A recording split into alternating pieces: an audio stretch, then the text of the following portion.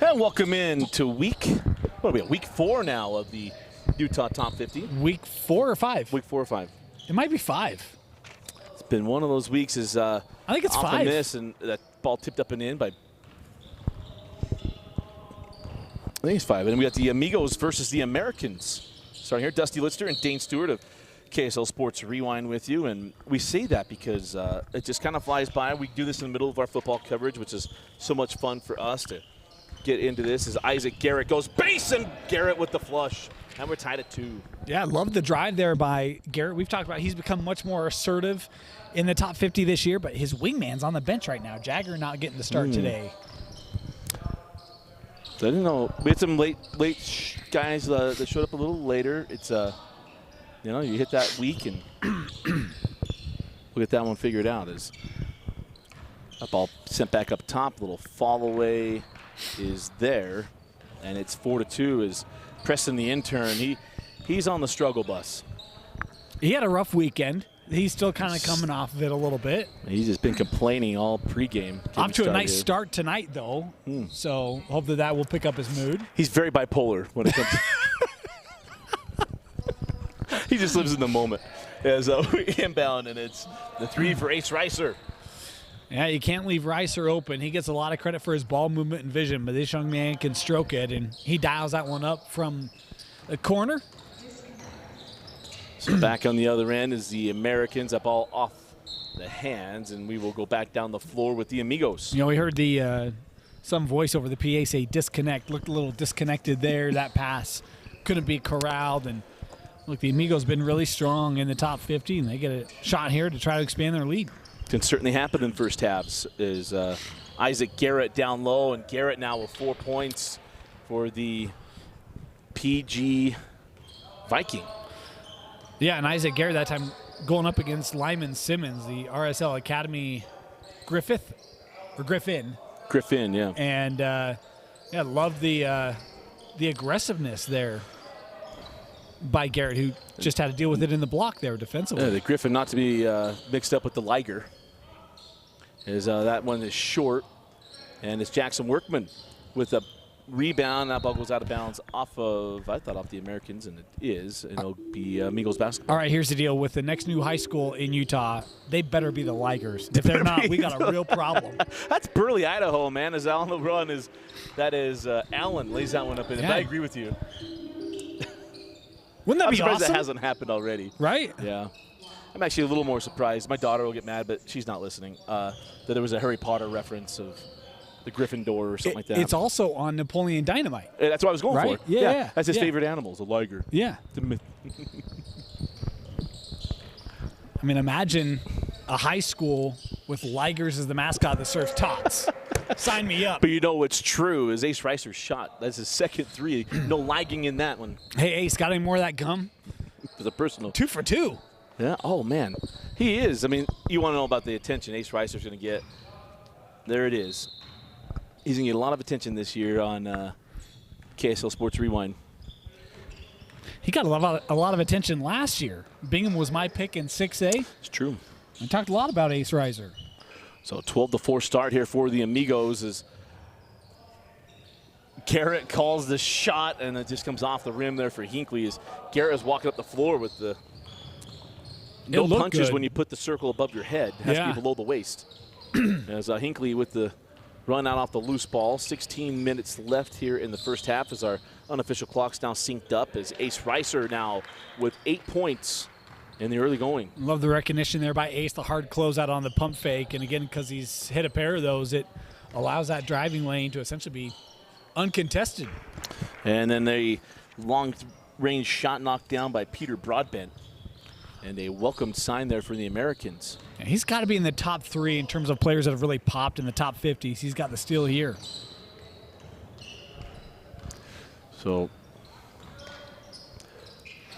nice find inside. And Allen now with 4 points, and the Cedar Valley Aviator. He's 2 buckets. He's a second of the 3 in my mind, Jax Allen, that has really had a fantastic showcase. Really? I mean, he really has. I mean, thinking him when you go to Giorgio Galesis, I thought he's been really, really good too.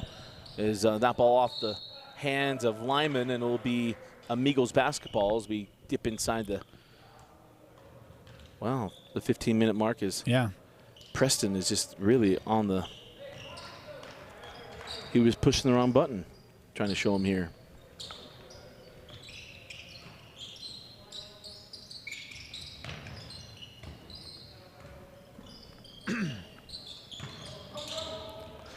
Man. You see a series of moves, and there's Franklin. Yeah. Look, we talked about Jagger last week, and I would say week 4 didn't have his customary impact last week. You know what I loved? I went down on the floor after the night was over and was talking with some of the people down on the floor. Jagger was still here putting up shots. Yeah. He was still here when I left, and I think there were 3 people left in the building when I left, and he was still here taking extra shots. I love that kind of dedication, right? And putting the time in, putting the work in, trying to get better. Yeah. Absolutely loved that. Wanted to share that. I love guys that even in a showcase setting say, hey, I didn't have my best night tonight, and they're going to go put some work in. As Brock Mendez with the offensive board off the missed free throw, as Broadbent left that a little too strong. Frankham with the rebound, now on the run. Send to the angle, the 3 off the front of the iron, tipped around, and tracked down by Mendoza. Is Jackson Smith not hitting that 3? A little surprising. And they'll fall away there for Hansen. Or pardon me, that was Charlie Smith. They look alike. I thought the same thing and at the first. 4s, yeah, 43, 44. Back on the other end, Smith hanging on a pivot, sent out to Workman. Jackson goes right back out. Smith for 3. Got it. You know, we talk about a player, an Ace Reiser, who shares the basketball, has great vision. Jackson Workman is along that same kind of player, very unselfish. He can hit the shot when he needs to, but, man, he's always looking for his teammates. Such a good facilitator. Didn't get the 3. I love that Jackson Smith says, okay, I'll come inside the arc. Yeah. Let's find a rhythm. You know, you don't need to throw the 9 route all the time. Get yourself something in rhythm. As Smith, you saw Smith hit the little fall away on the baseline. Now back to back from the angle. How about the scoring picking up? This was a double-digit game. Americans have it down to 6 here. Hinckley on the baseline, swatted away by Mendoza. Right now, Hinckley said, Mendoza!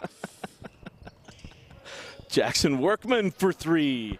Bang, bang. Here come the Americans, Wow, huh? 3 threes and the block from Mendoza and a timeout taken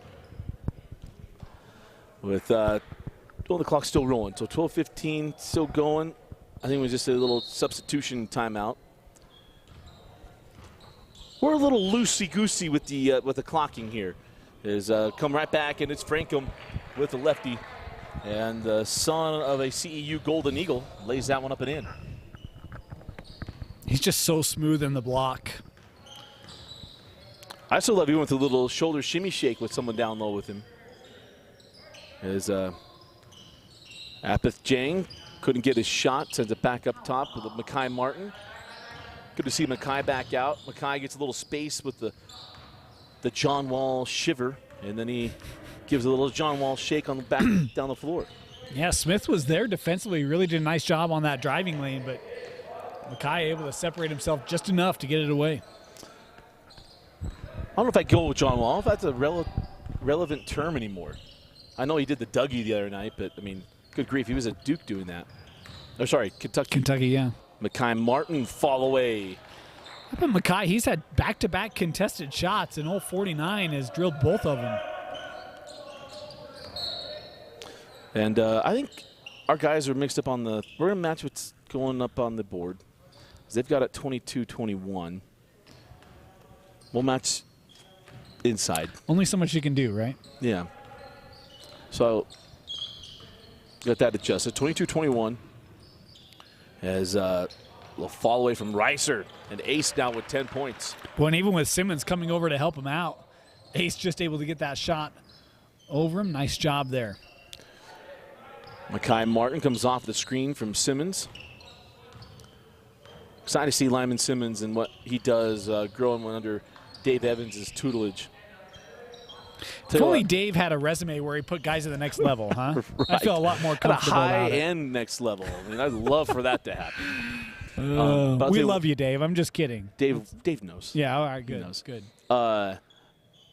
I'll tell you what he'll learn to do is he'll learn to play much faster.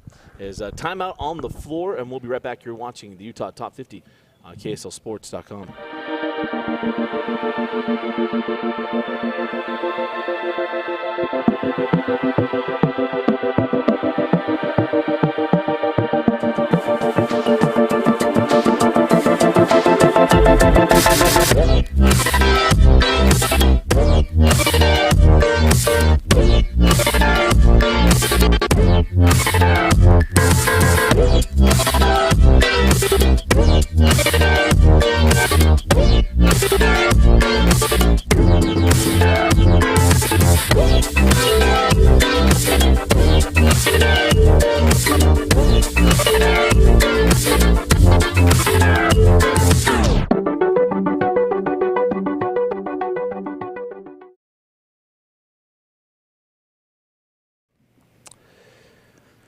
Welcome back inside the Utah Top 50. Dusty Lidster and Dane Stewart. I want to thank Athletic Republic for their support of the Utah Top 50. At any age, at any level, basketball is a physically demanding sport. By focusing on acceleration, agility, and power, we can give players in every position the tools to be more successful on game day.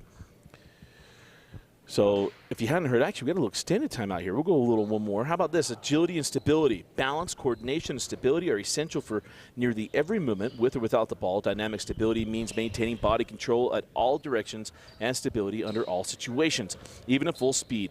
Our proven progression utilizing plyometric drills, the multi-hip machine, and core technology improves dynamic stability. Okay, I want to thank Athletic Republic for their support. By the way, we'll thank Odyssey Protein Bars as well. I'm an Odyssey customer.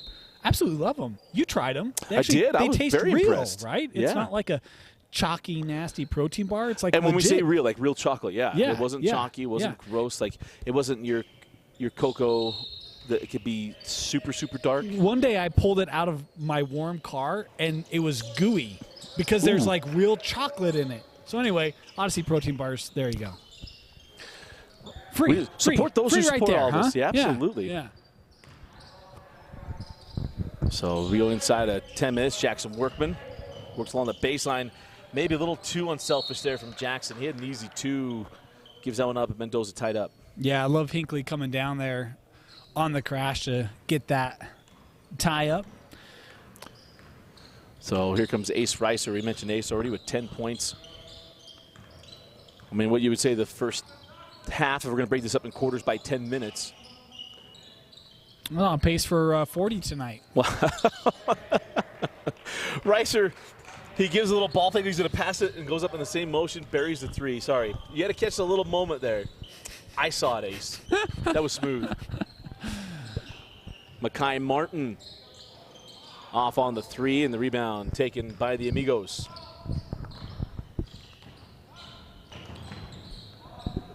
And transitional pull up and hit. And for the Amigos, that is number 36, Nash Schroeder. Papa Schroeder in the building. What do you call that shot? It's not a three. It's not a layup. I don't even know. I think it's like I never see that. I think my grandparents call it the mid-range. Mid-range. Apajang, yeah. That's the dream shake called properly. Look, well done. If this were the G League, which it no longer is, but if it were, that would fly. But it's not anymore. In fact, did you see the announcement? Maverick Center, the new home of the Utah Stars. But they're going to learn how to shoot. They're also going to have cold feet. Hey, after the NHL was here last week, I think everyone's going to have a little cold feet. Saw that, I caught right? that. Yeah. Dane and I, one of the first times we shot together was on that floor. It's nice job reversing the scoring there at Mendoza for the Americans. The depth perception you learned to shoot at the East Center. Back in the Peter T days. Yes. Remember, was it Lee, Sean Lee, or it was a Lee from Austin West? Lee. No, Austin Lee was a football player at Alta, but it was a Lee kid from West that led the state in threes. Yeah, I don't remember that, but that's okay. I do have a DVD of West from a game we called. So. I've been that team, I imagine. That shot didn't go. For you youngsters, a DVD is kind of like a CD. It's this old archaic. Your name in both archaic stuff is Garrett now with his second dunk in the first half. And, derived from the cassette. You remember cassettes. Oh, man. And I say that thing, and they'd be like, what does derived mean? But, no. It's all a little older. It's crazy, huh? But, Coach Schroeder's in the building. The coach of Utah Tech. Did he come say hi to you? He did not. I was a little focused pregame, as Dane knows. You're focused mid-game, too. A certain silver and black team are playing right now is for our season as Garrett gets that one to go. I mean, is that the Amigos or the Americans, Dusty? Because, we kind of got the – That's why I did that. Yeah. Because I'm cheering for everybody tonight. Yeah. Except for a red and gold team. So 13-point lead for the Amigos. And a little whistle on Schroeder. In the words of Meatloaf, you can't do that.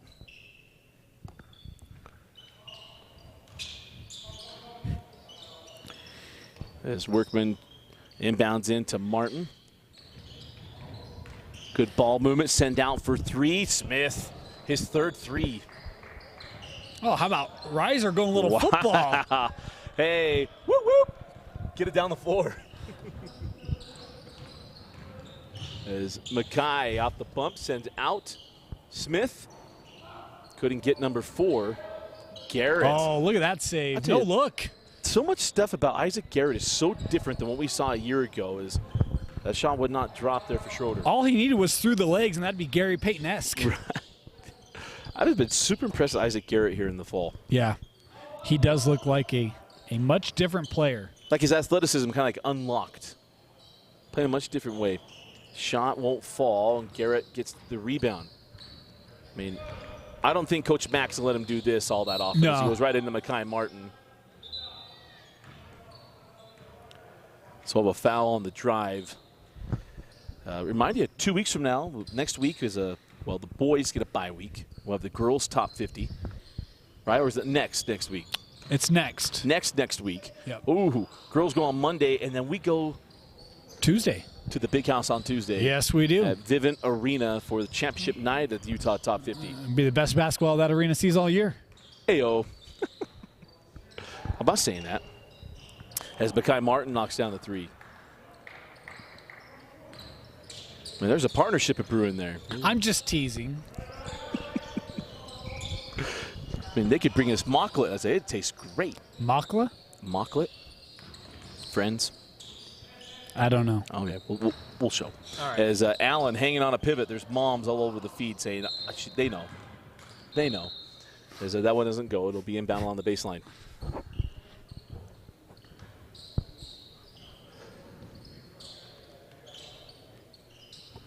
So we'll continue to match what's on the scoreboard here inside. 38-29. Inbound into Schroeder. Float it. No. Rebound to Allen. And Allen now was unofficially with 6 points. Continues his good start. Love the diversity in scoring we've seen from the Amigos. Obviously, Ace Reiser's been big, but Jagger's had a few points. Smith's gotten it going. Allen as well. A lot of depth offensively on display tonight for Anaheim. Mackay Martin proves just because you're stumbling doesn't mean you're traveling. Able to get that one away. Is Schroeder cut off by Simmons.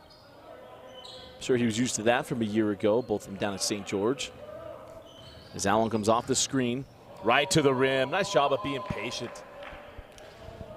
I kind of set that up with a little hesitation. Jagger outside forces Simmons to really be hesitant on the recovery. And then with the defense on the other end, Allen. Oh, pirouette to the rim and the finish. How about the Aviator flying these last couple possessions for the Amigos? You think he was wearing the baby blue and gold just around the mountain, the way he was handling that one.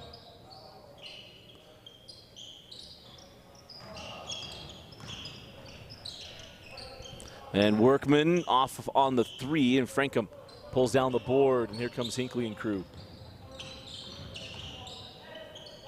Frankham on the trail, 3 wouldn't fall.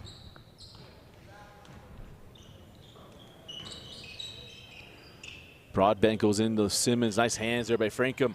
Able to poke it away. Now big man leading the break. Look at this. Nice find. Allen, that's always a good decision. How about the big man showing his craftiness, little ball handling, and the vision to get it underneath for the finish. If we were doing a little shot chart on Allen, I mean, it'd be all green inside the halo area. Yeah.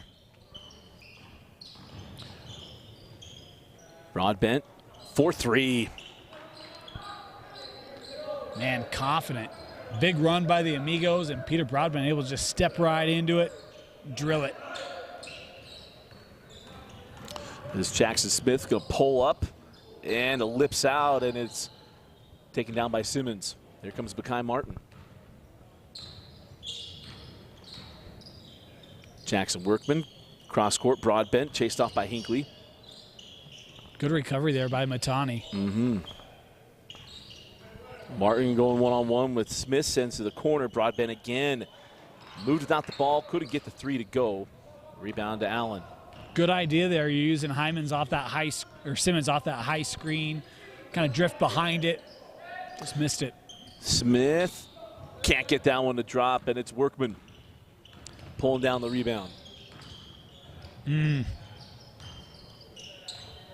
Nice ball movement, and Mekhi Martin finishes with the three. Boy, I thought Broadbent had the opportunity there. Loved the cut without the basketball. Thought he had a shot at the rim, but sends out for the three. It's a new day, Dusty, and the Americans able to hit it. And Mekhi Martin come off the floor after hitting the three, and it was one of those ones like, finally. I didn't think he's actually shot that bad. I mean, you can tell as he hit, he's like. Well, because even last week, right, there were a couple that he missed. You kind of see the body language like, is one going to fall? And that one did. Good-looking shot. Frankham sticks with it. Can he get the stat stuffer? No. Still loose. 3 offensive rebounds to Frankham. I wanted that shot to go in just so he'd get like 3 offensive rebounds and an assist. There's somewhat Rufus Sprague throwback. He'd be player of the game. Absolutely. And talk about the shoes, too. Shot on the way from Smith. No. Frankham with the rebound. Here comes Jackson Smith. Jackson in the lane, turns it over. Jagger's kicks do match. So, you know, it's a nice ensemble. Apeth Jang, nice drive and finish. Well, he really sets that up so well. You've got Brock Mendoza in the paint. Jagger, really tough for him to defend 2 guys. Speaking of. And Jackson Workman, as the defense kind of fell asleep. It's been our highest scoring half of the top 50 this year. Lots of threes and some easy twos. As we're at 3 seconds, 2 seconds. Broadbent can't get it to go. Now do it for the first half. As it is the Amigos 48, the Americans 37. You're watching the Utah Top 50 on KSLSports.com. Convenient benefits. I love that sound. And now My Style Checking has new features like mobile phone protection, 24/7 telehealth, and my favorite, restaurant discounts. Get the only checking account you truly need and see what's new with My Style at macu.com.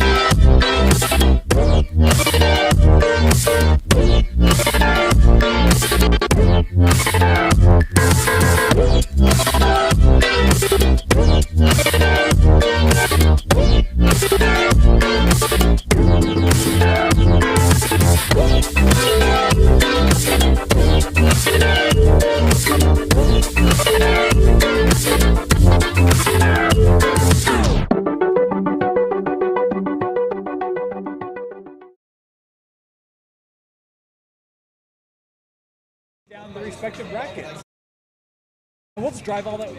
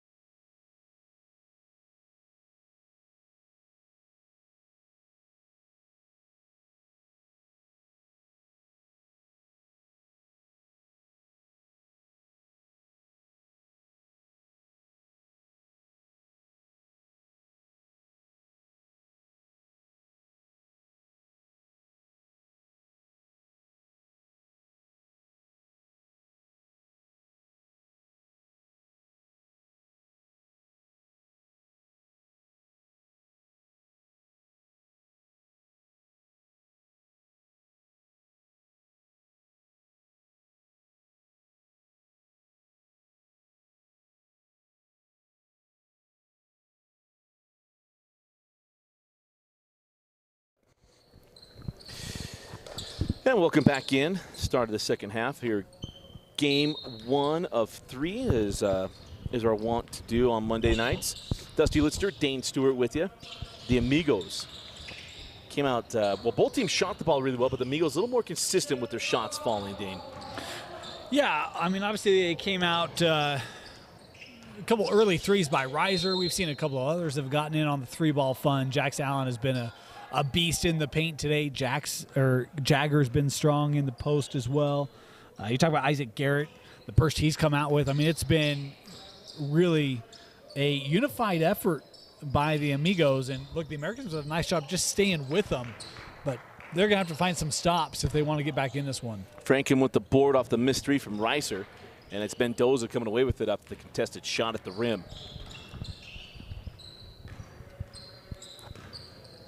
Apeth Jang gets by Frankham, can't finish. And it's Garrett claiming the rebound.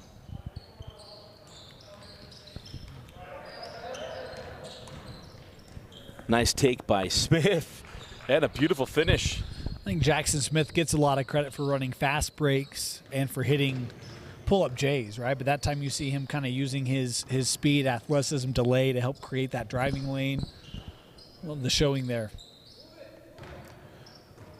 Send that one to the angle. That is Workman. Tries to drop it in. It's Frankham getting around Mendoza. Doesn't happen a whole lot with that big-bodied 85. He really does a nice job of keeping that arm out in front, able to deny the entry. Smith misses on the three. Rebound and run out to Allen. Got Reister on the trail. Oh, just understood where he was. Reister did not go to the UCLA fast break spot as Workman cannot hit the transition three to make her hurt.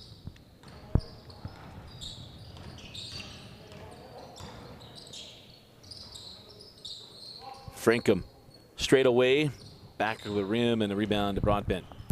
Man, he's taken a lot of I don't want to say a lot. He's taken several threes. I think they've all been just like that, where it's like they're so close. It looks good. Online, just not dropping. Yeah. And the three from Reister, no, as the buckle is getting beat up right now. Yeah, cooling off on that, what is that, west end?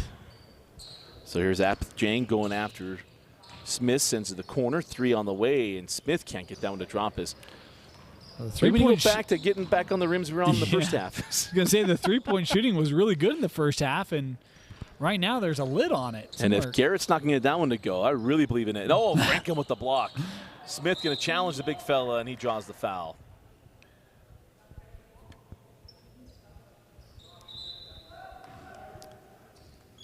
So Mekhi Martin's going to come on for the shooter. Lyman Simmons in the Green Goblin shoes. First free throw of the night. Those have to be Snow Canyon issued, right? Oh, absolutely. That's got Doug Meekum written all over it. Yeah, it does. One of my favorite texts I've sent. We did so many games with Doug Beecham. When he won that state championship, I was one of my favorite things to send him. How's it feel to wake up a state champion? It's a good moment. As Smith misses on the drive.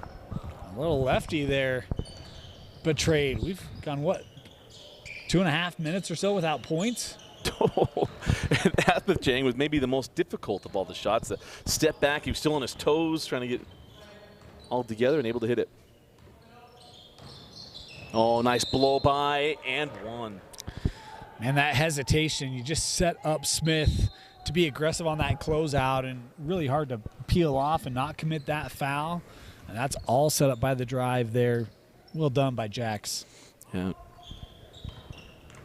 So a 13-point lead for the Amigos, and the Americans maybe see if they continue to find things. Mekhi Martin will go straight away with the three, and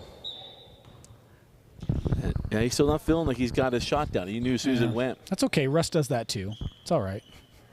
Yeah. He just keep swinging. Yeah. So he's Reister. Skip past the corner. It's Hinckley. Off on the three, and the rebound taken by Workman. Saw a publication with a way too early poll. Had Murray number 2 in 5A. Coach Workman put out, hey, guys, you got a target on your back now. Not going to surprise anybody. Yeah. Had him ahead of Woods Cross. As Smith going to fall away and knock that down. Yeah, that's interesting. Who'd they have number 1, Olympus? I was hoping you looked at it too. Then you look at number 1. I'm imagining it was Olympus. Oh, okay. I didn't look at it to double check that. But the only other team I think that you would see sneaking there, I mean, it's a publication that I trust for the most part. We sometimes get claimed that it's us and some of the stuff they put up, but it's not. I don't know if they're waiting to release number 1, but the thing I saw only had 2 and 3. Okay, then. Apith Ching knocks that down. It's what's going to make 5A really fun this year because you talk about the only other team. There's a couple. I mean, I think Olympus is going to be really good. Obviously, they're going to miss Wistersill, right? That's a big gap. Literally. I think Alta is going to be really strong. They were Alta's strong last really year. Good. But you add in Ace Reiser, that's going to be a gritty group. And I think, look, Springville, they returned some guys. I mean, and Coach Snell, he's always got a gritty bunch. And you're missing 2 more teams.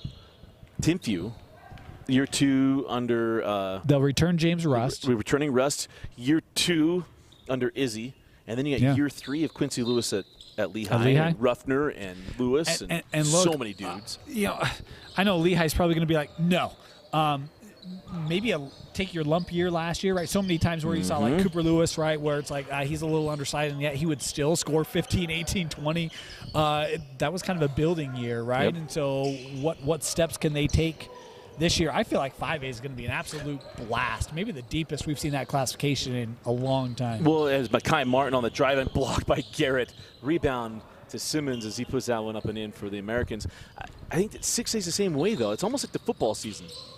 There's not a clear-cut runaway team that's just going to go, at least obviously, go kill everybody. Yeah, and for me, I feel like 6A has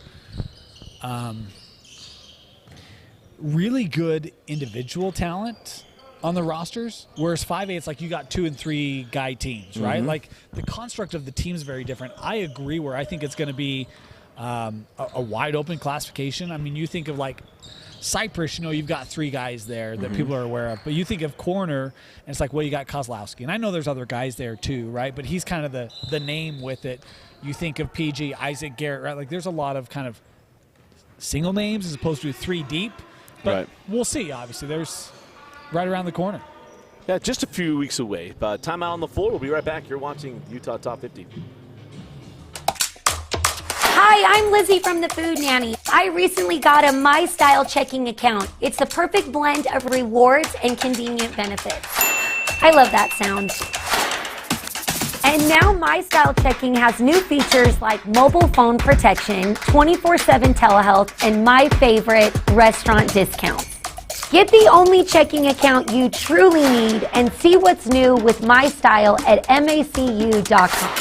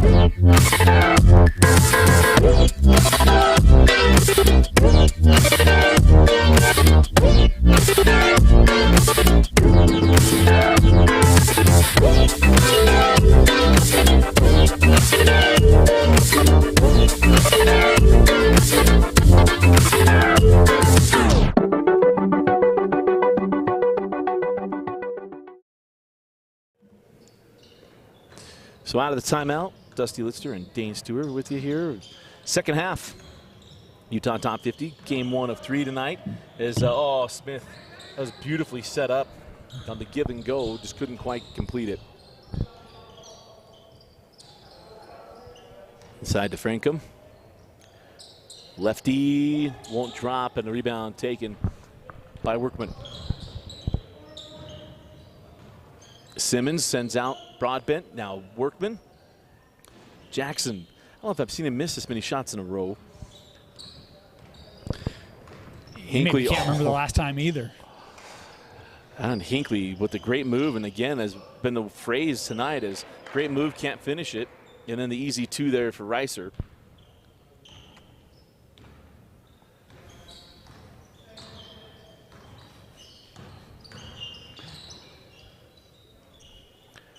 And that one is short.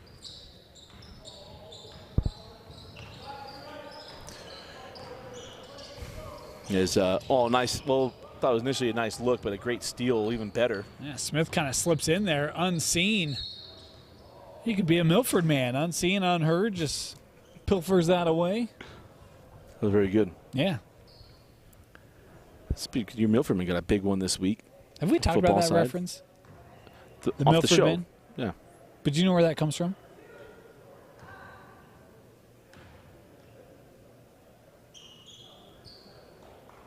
I can't tell because you're very distracted right now. Sorry. Yeah, we've got some life stuff happening, but we're okay. Arrested Development. Yeah, Arrested Development. I knew that. Okay, yeah. all right. I thought that's what I said, Arrested Development. Did I say anything? I just heard you say the show. I was like, well, our show or what show? Or MLB? Like, we're talking baseball all of a sudden? Or Yeah. Yeah. As Mekhi Martin hands off the Broadbent on the handoff. And now Smith back out Broadbent.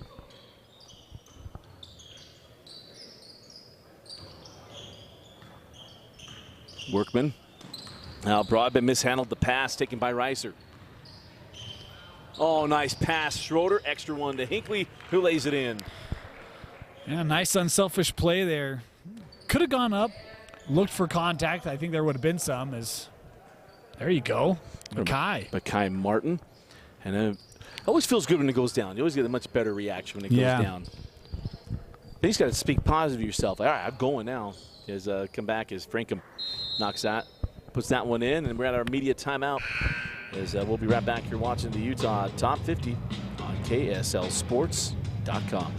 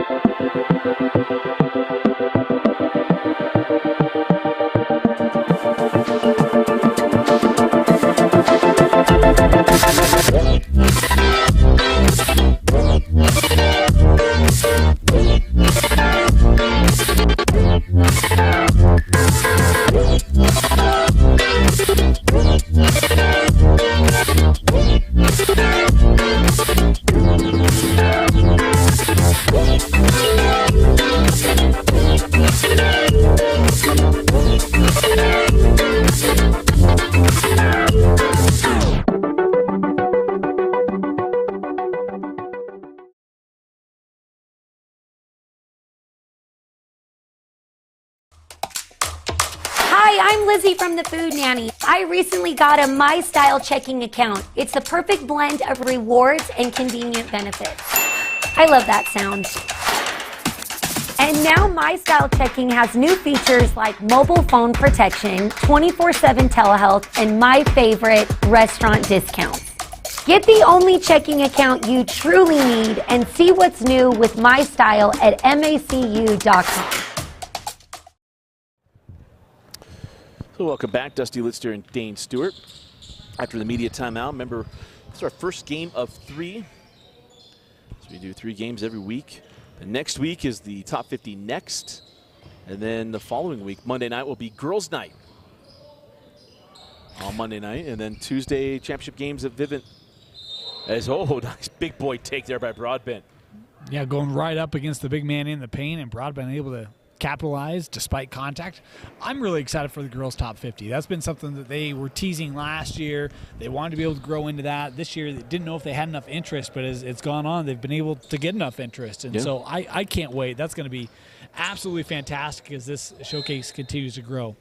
Kaylee, I'll throw some names I think we should see. I think we should see Kaylee Wilson. I think we should see Nawahine. I think we should see, there's a bunch of names. Just take Lone Peak. Just bring Lone Peak. Get the whole crew up here. We'll leave a suit That's up one team, right? We can spread it out if we want to. Lone Peak versus the state. Yeah, that's going to be 6A this year. So that is true. Yeah. Fremont, I imagine I'll have some Fremont girls. By the way, can we, while we're talking girls basketball, we've got to just give a lot of love and a shout out to Maggie Mendelson, who would be here in 2 weeks playing the top 50, the girls' side. Instead, she decided to go play college. Reclassified. She's starting on the volleyball team at Nebraska and playing really, really well, too, I might add. She's had a terrific start. You could say she's killing it. Yeah. And blocking. And that's no dig. Yeah. We used to do some volleyball coverage. Yeah, Dane, right on with the puns. Until we had a parent get all up, and then it was like, you know. It wasn't worth it after That's why that. we say be nice. This is where that came from, was be nice. Yeah. As Jackson Smith misses on the 3, Mendoza with the rebound. Just remember, we love covering high school sports and putting a spotlight on kids, and it's not about Dane and I. It really isn't. As Lyman Simmons fouled on the floor before the dunk attempt. You know, we might joke and share little things here and there, but it's when you broadcast for 4 hours and something's happened. Yeah. Makai Martin triggers into Simmons, sends out Broadbent, going to drive right to the rim, blocked away by Garrett. You know, the other thing I'd say about Isaac Garrett, and tell me if I'm wrong, Dusty, I feel like Isaac Garrett has shown a more propensity to play in the paint in the showcase than what we saw last year, too. I felt like he was much kind of a wing perimeter guy last year. Whereas, man, that's not what he's been here at the top 50 this year. Hey, he's got bounce to him. Yeah. He's springy, as some people would say. And I think his shot looks cleaner this year. He's put in the work. I think it's obvious. I mean, the quote dodgeball, it's got to be the hair. Look at it. It's feathery and flowing. He's going to be able to walk into most gyms and just say, I'm better than you, and I know it. You know, he's probably the leader of his friend group, too. I mean, definitely. Yeah. He's their Chachi. Send on the angle, Apith Jang.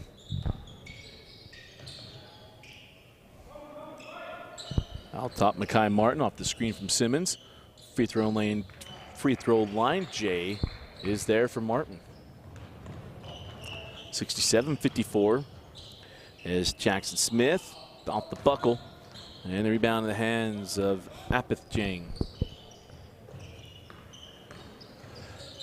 Oh, nice drive, and we got a foul as we dip inside the 6-minute mark.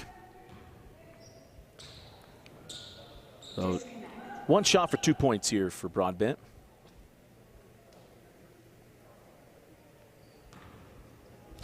Peter's going to have a new coach at Skyline this year, and tell you that's going to be a sleeper team to watch out for, and not just because of what we've seen from Broadbent and Golesis here in the top 50, but you talk about you know, a coach is going to come in, bring some schemes, you really teach kids how to play the game. Tell the people who it is. Well, I've got to go and do. You remember? I think I remember who it is, but I don't remember the first name. Well, that's why I was letting you do it, because I was trying to make sure I wasn't wrong.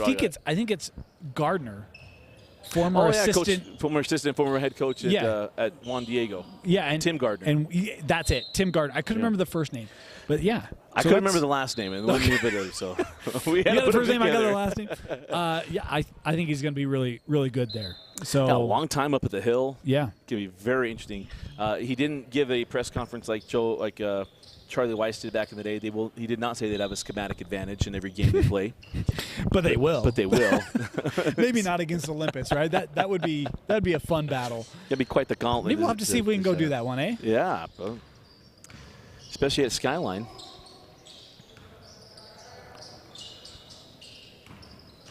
As Apith Jang on the baseline, he was fouled on the drive. I think it's a good call. Took a little shove to the back before the pass.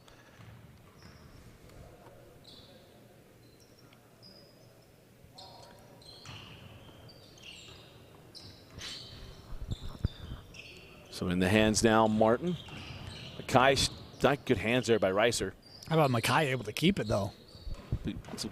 Mendoza popped away from behind by Smith, and a loose ball taken by the Amigos. Allen, Purdy. That's Reister laying that one up and in. Beautiful pass from Allen. Well, and how about it all starts with the defense of Jackson Smith, able to get the steal and get that thing out in transition. Love the vision, and Reiser able to finish. And Makai Martin on the drive and the lay-in.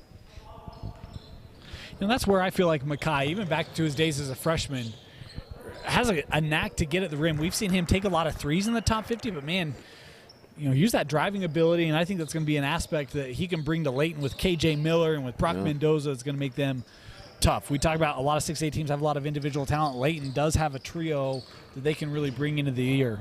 And can they all just come together there? Yeah. Yep.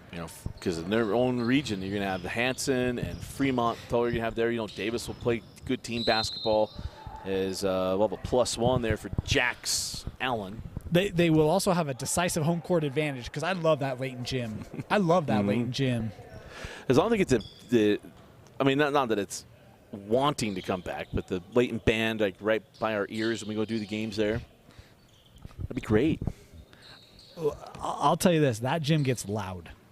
So it was funny. I had someone messaging or hitting us up on Twitter as I mentioned or shared that games will be at Vivint, and they said we'll play longer. It's one of the shorter courts left in the gym as well.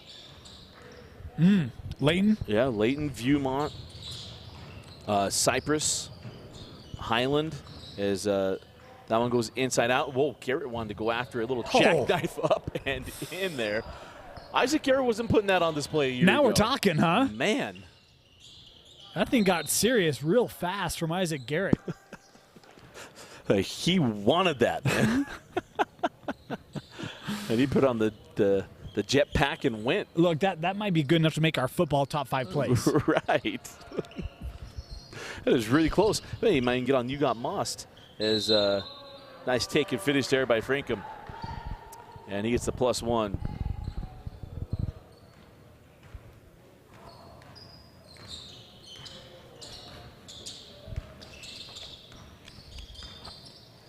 So 84-58.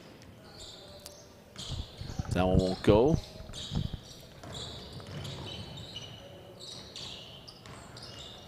As Garrett bumped by Mackay Martin. I was going to say Mackay was picking up the defensive intensity there.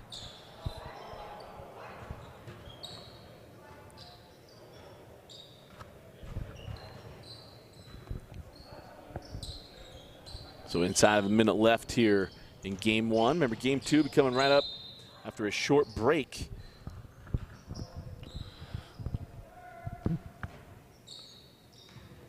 And as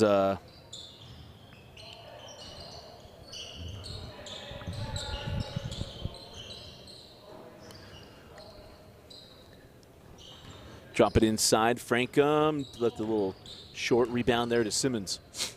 Simmons sends ahead to Martin. Inside of 30 seconds left. Mackay pulls for 3. Won't go. Rebound to Garrett, who's been all over. Reister. Beautifully done. Kiss it off the window. He scored at every level tonight. His final seconds will trickle down. We'll have Dane's selection of a player of the game. And get ready for game 2. As Smith can't get that one to drop. It was a hot start on both sides of the floor, but it was too much of the Amigos. Amigos 86, Americans 58. Dane, your selection of a player of the game. Well, he didn't score 40 tonight, but still really strong. I'm going to go with Ace Reiser. I thought he was fantastic from the get-go. Really continued the offensive scoring throughout. Move the basketball. I'll go with Ace Reiser. Ace Reiser. Nice selection. And again, our final score, the Amigos 86, the Americans 58. And game 1 of 3 here tonight on the Utah Top 50 for Austin Bigelow, Kimball Bigelow, Dane Stewart. I'm Dusty Lister. Thanks for joining us and watching KSL Sports Rewind's coverage at the Utah Top 50.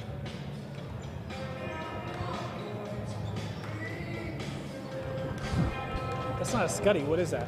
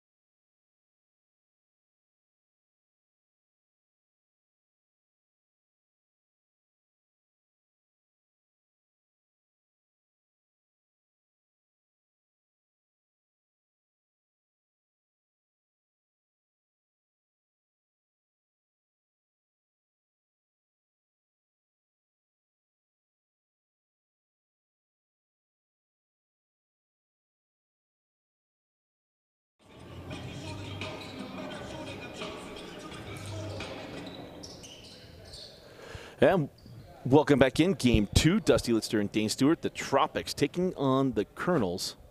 And just so you know, that's not the Flint Tropics. It's the Flint. We'll fix that.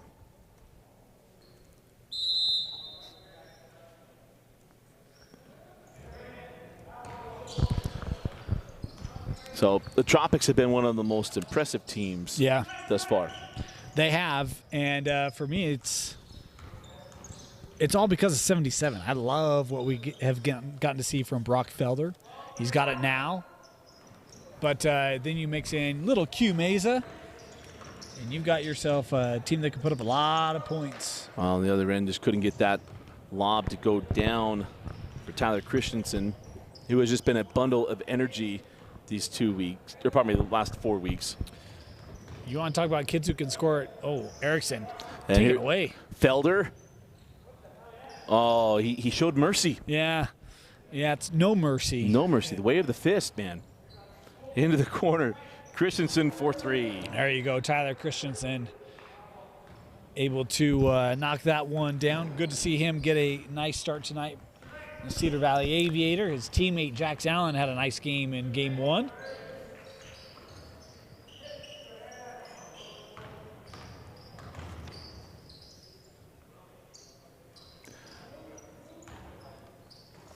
So 8:45 left in the opening moments as that's outside to Q Meza.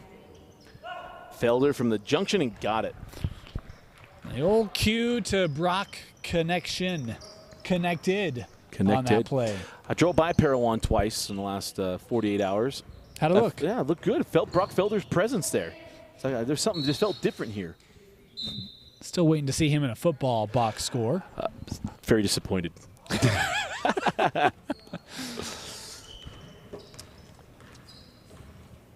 The kid would be, let's put it this way, he'd have opportunities. He's got opportunities here, but he'd have opportunities there. As outside, Lind sends out Felder. And how about that one? Big fella knocks down the 3. We've seen him be more of an inside presence through the first couple weeks of the top 50. You can see in this matchup, he has been keyed on trying to get that outside shot to go. And on the other end was Whitehead. Braden Whitehead's had a good top 50.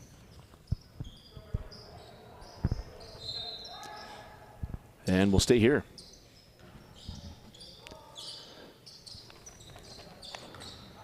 So Q Meza leaves that one on the angle. The 3 rattles in and out. Half down for Robinson.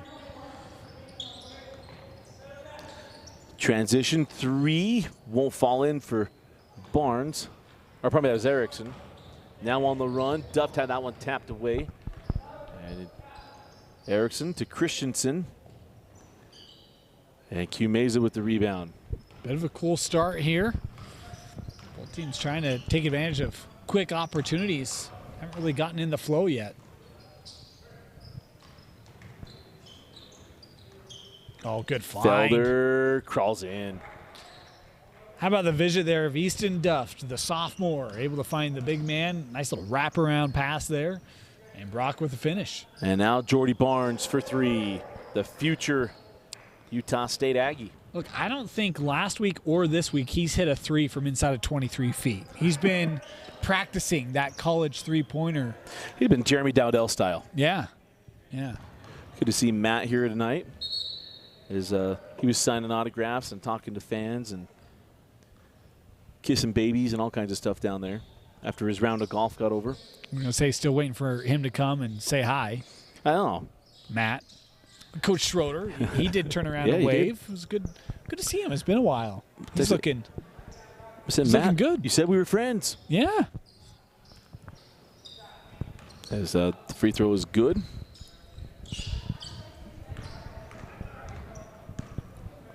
As Felder's free throws are about as consistent as Carlson's field goals for the Raiders. As Barnes sends back up top for Erickson.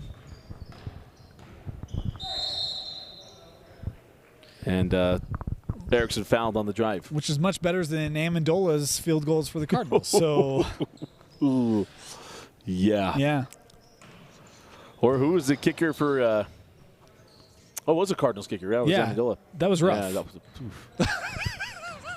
was we'll talk about this later. 3's up there for Christensen. We know late game management. We'll just leave it at that. Yeah. Know what down it is. And Erickson knocks down the 3.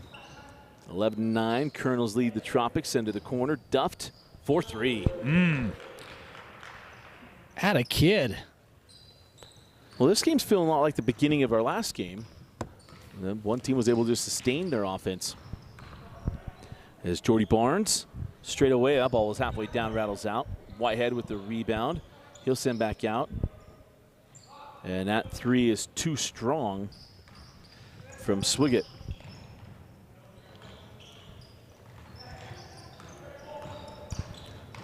I love the ball fake, sends out to Lind for 3. It was short. And rebound to Erickson. The Syracuse Titan sends out to Christensen. Christensen drives the base, left it a little too sharp. And rebound in the hands of Felder.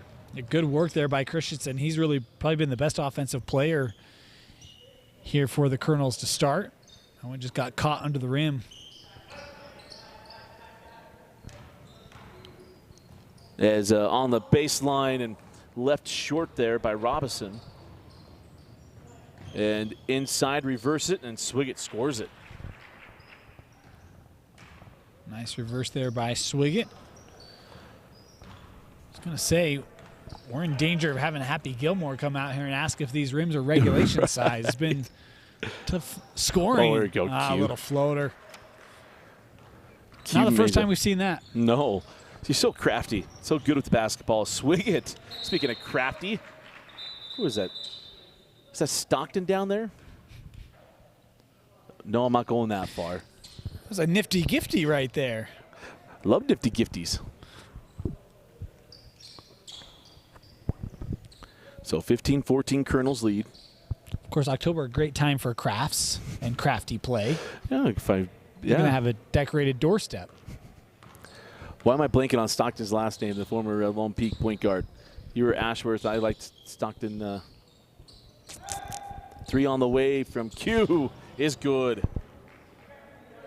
Chantry Ross, sorry. Yeah, Chantry I was like Ross. Stockton. You were throwing me all sorts. I was like Chantry. Stockton short. Like I was all sorts of confused. Chantry Ross. It was all the same era as that one. The pull up and good there for Erickson. Tied at 17. Yeah, starting to see the tempo here pick up. Offensive finding a little more rhythm. Q duffed now straight away. Robinson.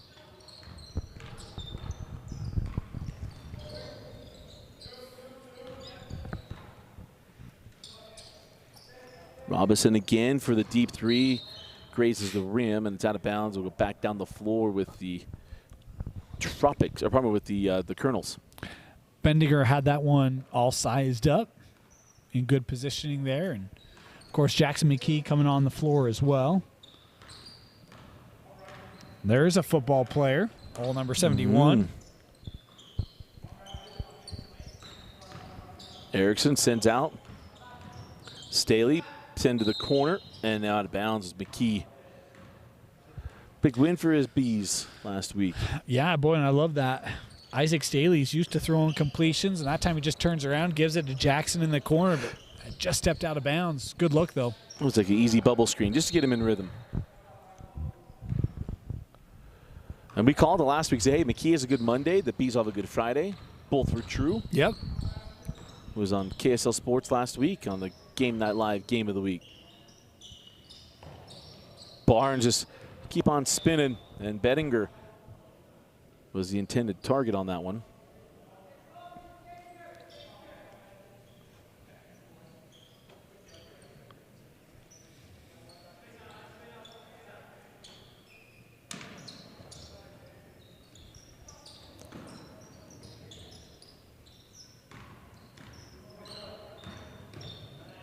Center of the corner, McKee to Staley, and Isaac Staley, 4-3. He's going to have a lot of those opportunities this year when you talk about Lone Peak, right? The ball movement, setting up the extra pass, getting it to Staley, able to hit that 3. This Lone Peak group this year, it's going to be a, I don't want to say by committee approach, but they got a couple guys, including Swig, who's on the floor in this matchup, where they can really start to score off of each other with good ball movement. Well, they absolutely do, and he and Chamberlain Burgess are going to be a lot of fun.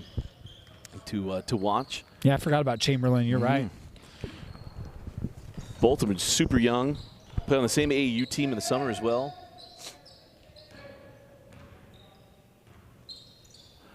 Is Lind for three. Oh. Man. Ron Artest never shot the ball that well in number 37. But how about that one from Lind? Timeout. As we go to the media timeout, you're watching the Utah Top 50 on KSLSports.com.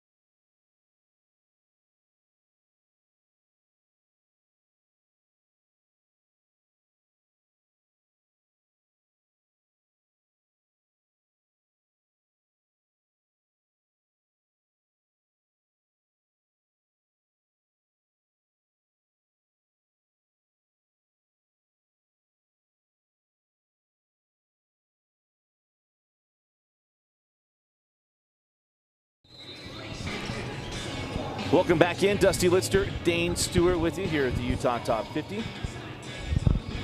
There's want to thank the Athletic Republic for being supporters of the Utah Top 50 and these youngsters and being showcased.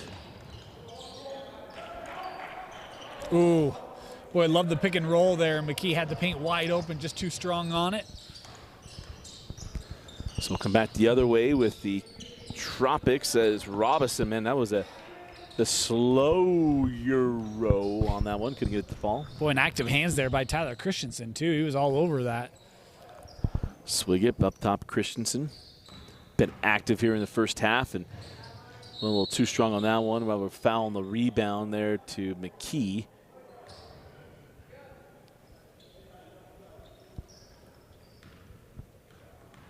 You know, we probably need Brock Felder. I think we've talked about this, but we need him to go a little tennis and give a little hi-ya whenever there's a rebound, right? Yeah.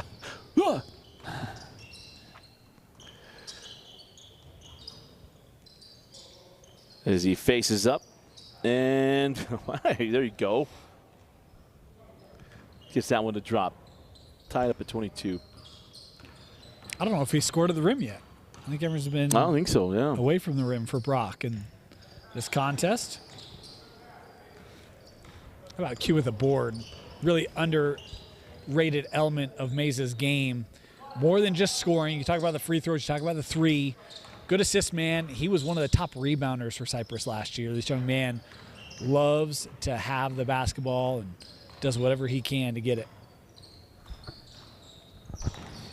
Lynn gets a ball slapped away from behind. Nice contest there by Staley.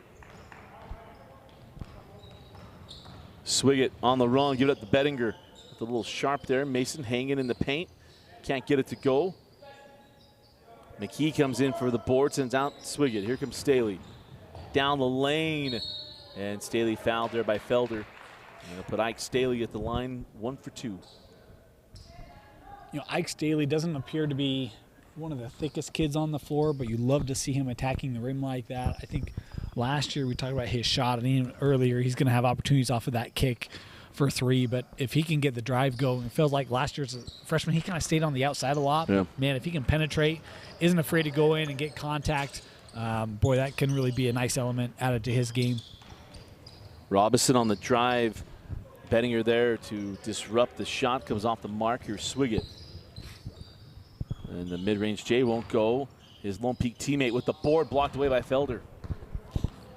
Robinson gives that one up to Meza. Meza blocked by Pettinger. Felder with the follow and one. That's one you could hear throughout the gym. Mason rattled the backboard pretty good. But Felder able to come with the offensive board and put back. And boy, this one, bit of a battle here, Dusty. Yeah, as Felder went after that one, and Swigert gets it to go. But that was the foul on Felder. Go back to that one. If you're at the Lifetime Gym, no one would let it go. But here at the Lifetime Activity Center, we got officials. We're ready to. Yeah. Call your own fouls. Like, what? I was never good at that because I had a different standard of foul than everybody else. I just looked at him. All right, you want to get at it. Just swig it. How about the Colonels with the lead? Boy, it felt like Flint was finding their rhythm. And now the Colonels coming right back. Swigert was going to get a little fancier there with the pass. Bettinger able to track it down. Christensen backs out to the corner, misses on the three. McKee with the board. McKee back up, blocked by Felder, but maybe got him there. And they leave McKee going to the line, one free throw for 2 points.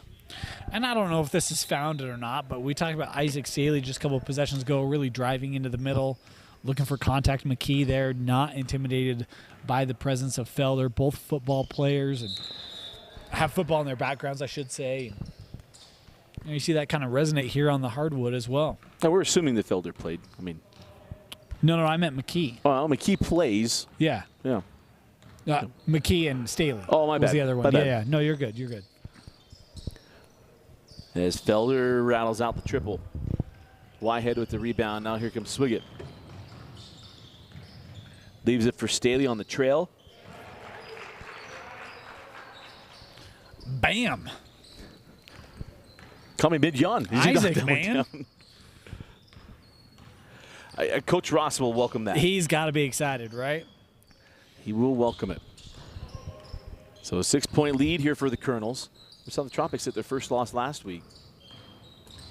As Robinson, good hands there by Bettinger, and he tried to help the official, but he said, no, thank you. It's one of the elements for Mason Bettinger. Such a good offensive player. Really seen him, in my opinion, the last 2 weeks really pick up his defensive intensity in the top 50, and great to see. Really rounding out into a complete player on both ends of the floor. Oh, nice drive and finish there by Christensen as the Colonels extend their lead to 8 points.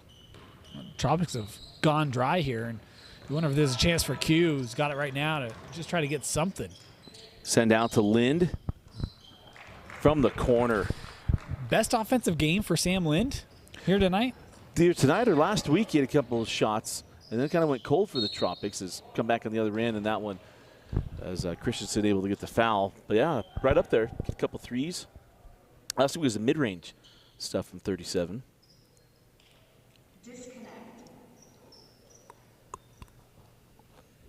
Been disconnecting for a little while now. Yeah, connecting and disconnecting. Yeah. And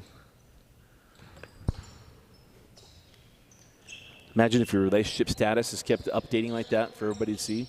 mine used to, yeah. It's frustrating. I'll tell you what, between Jax Allen and Christensen, I am really excited to see Cedar Valley basketball this year. They could be really tough. Really tough. Yeah. Be highly disappointed if they're not as competitive as I think they could and should be with the way they have played here in the fall. Barnes' pass off the mark, looking for Christensen as we go back down the floor with the Tropics.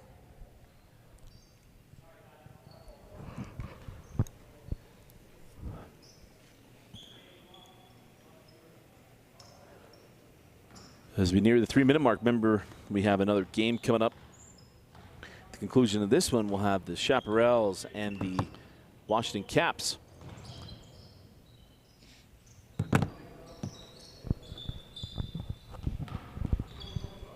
And then a bye week for our 6 teams that have been playing this fall.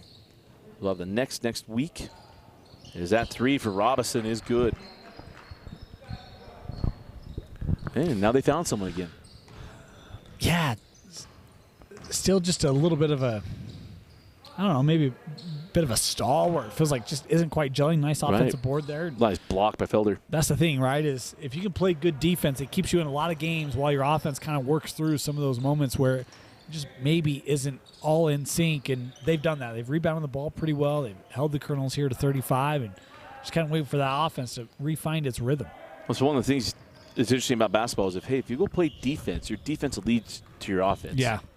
As a team and as an individual, too. It's just pick up that effort. It's like cold calling in sales. No one wants to do it, but right. the best salesmen are good at it. Can you imagine if Smith Snowden played basketball, defense leading to offense? I mean, that's like free 25 points. The way he picks off passes, huh? Then I think he might end up being the fastest guy we've ever seen from end to end, pushing on Jones. As Wyatt just got that one to go. Didn't want to. They went kicking and screaming, but it stayed down. I have a random thought, but I won't bug our viewers with that. We probably irritated them enough already. Yeah. We'll have that conversation at halftime. But how about Mike Saunders back in? That'd probably be the fastest I've seen with my own eyes. Yes. From end to end. Undoubtedly. As Lynn. I thought it was going to go.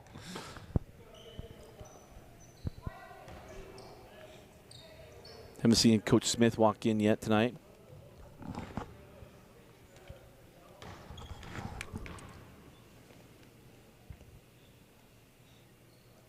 And Lind hits the 1 for 2. And the Tropics make it a 4-point game.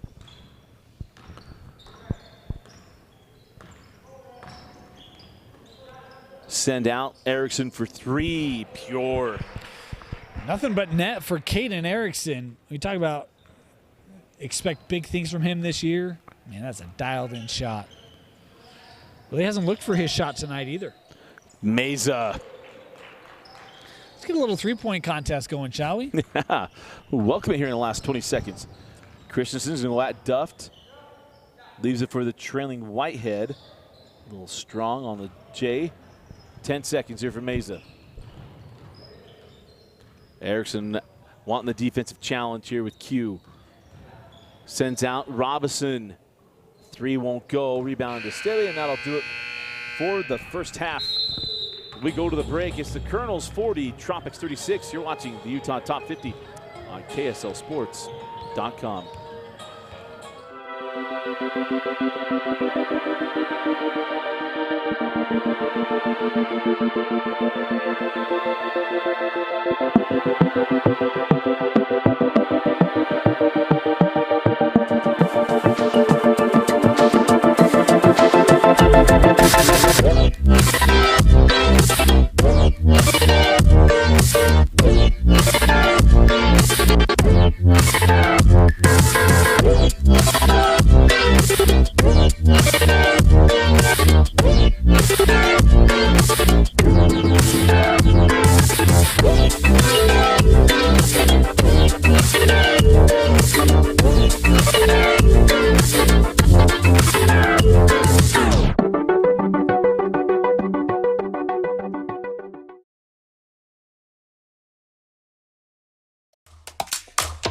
Hi, I'm Lizzie from the Food Nanny. I recently got a My Style checking account. It's a perfect blend of rewards and convenient benefits. I love that sound. And now My Style Checking has new features like mobile phone protection, 24/7 telehealth, and my favorite, restaurant discounts. Get the only checking account you truly need and see what's new with My Style at macu.com.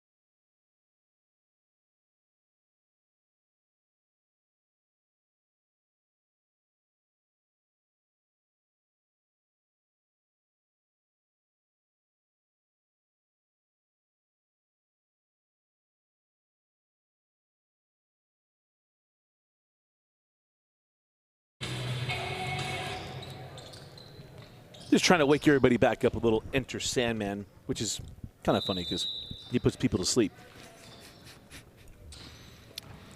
The antithesis. I don't know how that song could do that, but, yeah. Never. But how about first half for the Colonels? It was a great – we kind of break this up in 5-minute segments. About 15-5, the segment was really, really good for the Colonels. Yeah, it was. Really started to find themselves. I thought the ball movement was pretty good. And, I think really made life difficult for the Tropics. And even now, everything's kind of on the outside for Flint there. Nothing they can really do to penetrate it, and ends up in a breakout here for the Colonels. That's a long ways to go down there for the post player, McKee. Get down to his ankles. They're trying to get to that ball. It will stay here, though.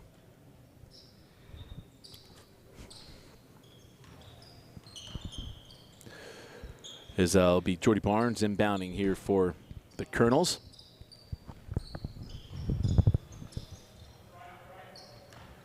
Erickson drives on Meza. Oh, nice ball move.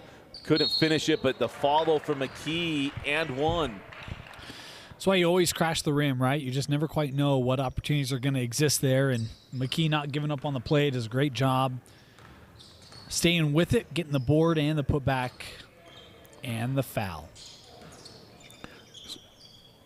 So on the angle here with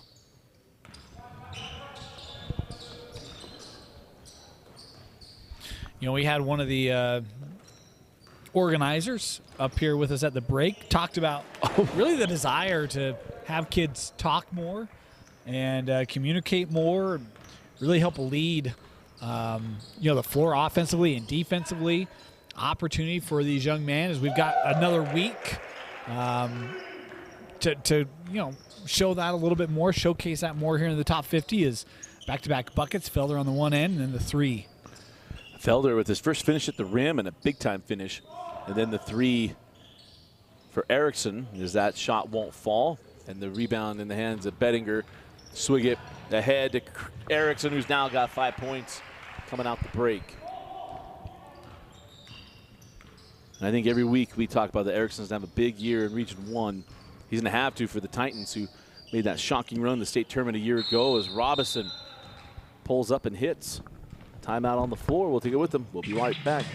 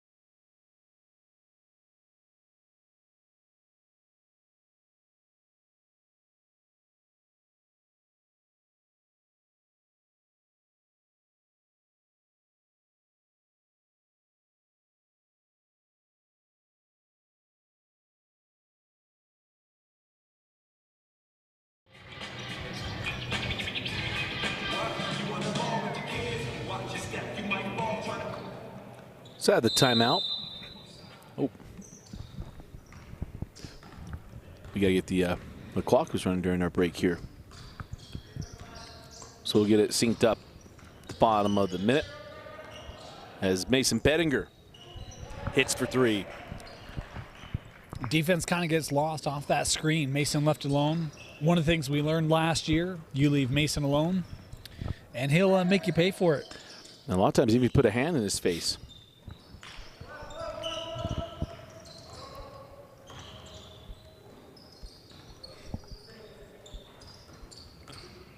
There's Lind. Oh, has that one stolen away by Barnes. Jordy on the run and a lay-in. I see the Colonels here. Talk about ramping up defensive pressure, staying on it, staying with it, transitioning that into points. And the three. There probably was a long two there from Robinson. Yeah, he's had a couple good looks from range, but that one finished well. There's going to be the goaltend. You want to play in the first half with the most rebounds, Dusty? Q Mesa. Yes. We talked about it. Good to see you were paying attention. Preston hasn't been distracting you too much, which is awesome. But, yeah, how about that? The point guard leading the way off the glass. We talked about his propensity to do so, doing it here tonight. This means he's involved in the game, not just getting stuck watching the paint dry. As Felder fouls McKee. Which is interesting because the paint's already dry. You don't even have to. It's done. It's done. Right? Well, that's why you don't get caught. Exactly. Yeah. Don't get caught.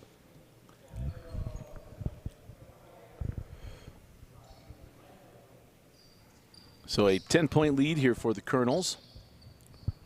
They swig it off the inbound from Staley. Got it.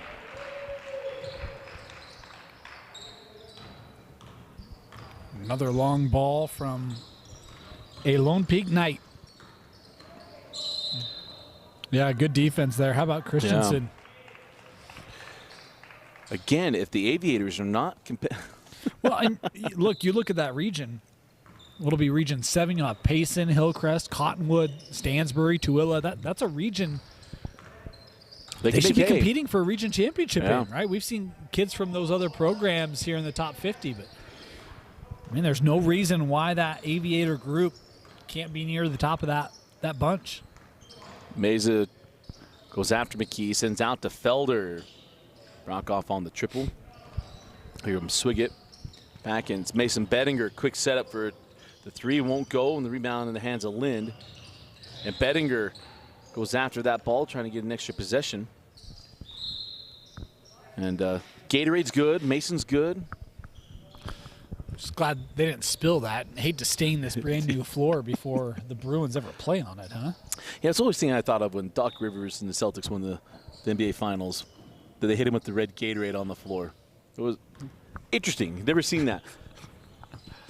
Well, I've also never seen a player act like his leg is going to be amputated and come back in 5 minutes. But Boston sports are special, Dusty. They are. As that won't go, and the rebound to swig it.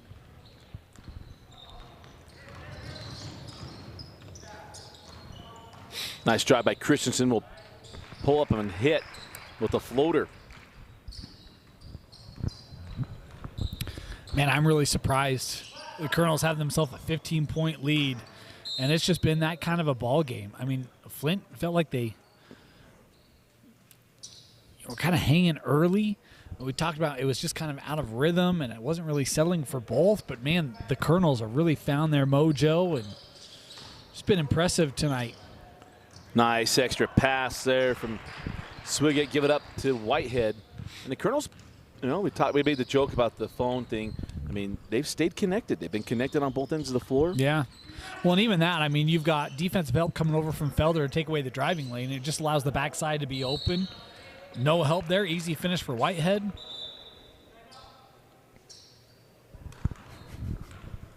Timeout on the floor. We'll be right back. You're watching the Utah Top 50.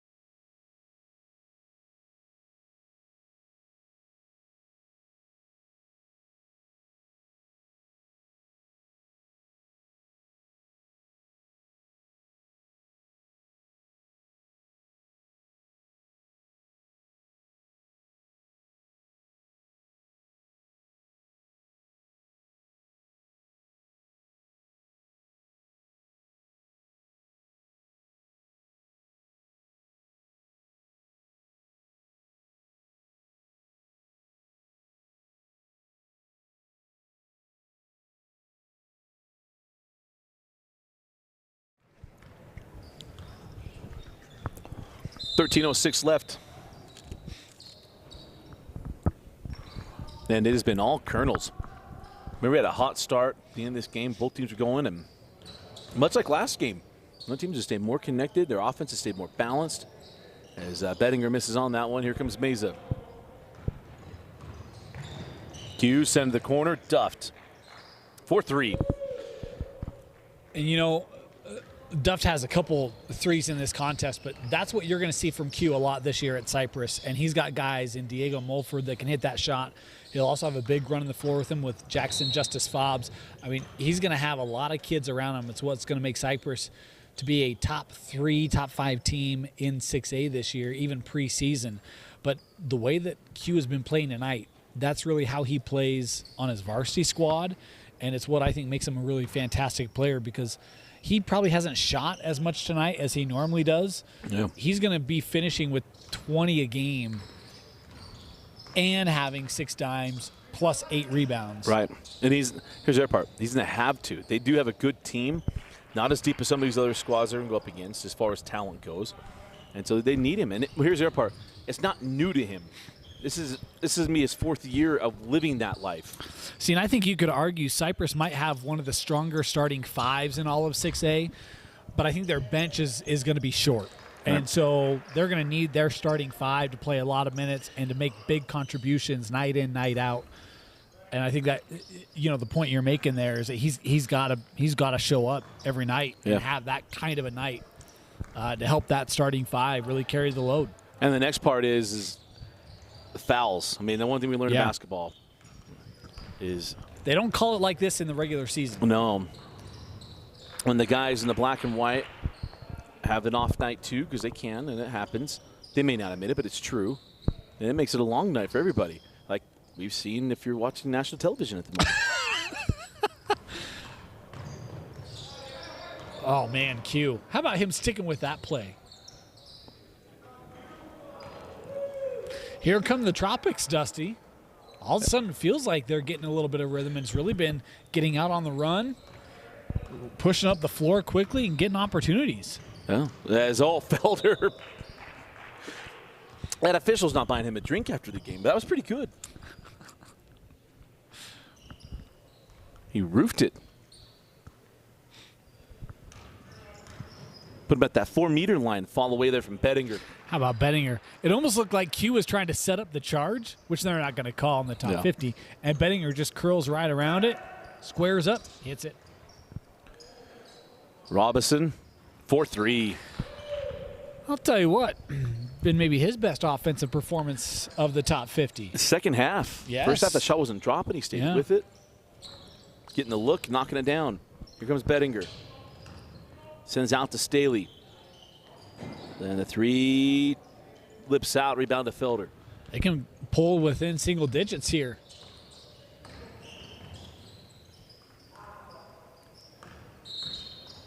And a double dribble there on Robinson. Oh, come on, ref. Let him play. He does the same thing when he runs cameras. Just takes charge. Comes walking in, thinks he knows everything, wearing sunglasses, acting all Mr. Cool-like. We joke because Doug Jardine is part of our Rewind crew. Love Doug. You might remember him from the news at on Channel 4, KTVX. Yeah. Back in the day. And timeout on the floor for the media timeout. We'll be right back. You're watching Utah Top 50.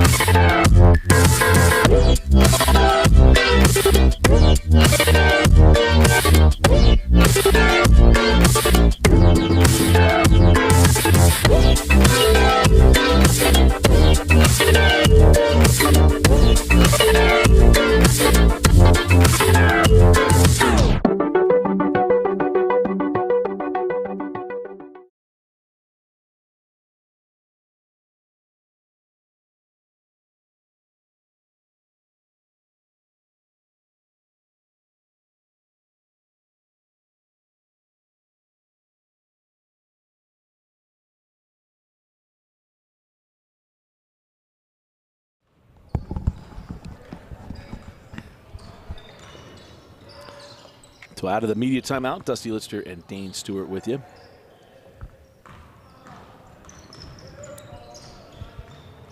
Quickly ahead, Erickson sends out Swiggett.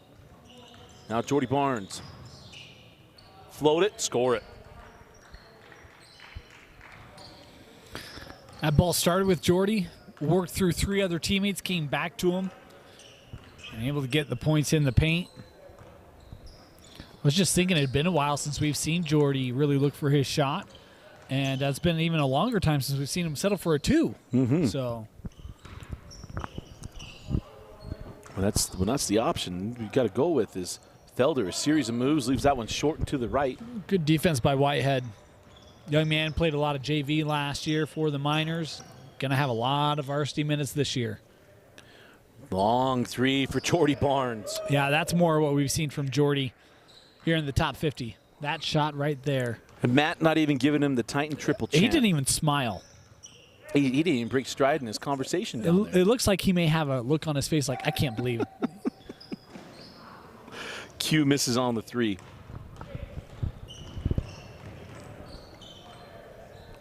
So here's a state champion, Jordy Barnes. Come off the pick. Sends back out, swig it. And the 3 won't go. Quick the other way, Meza. Now Robinson.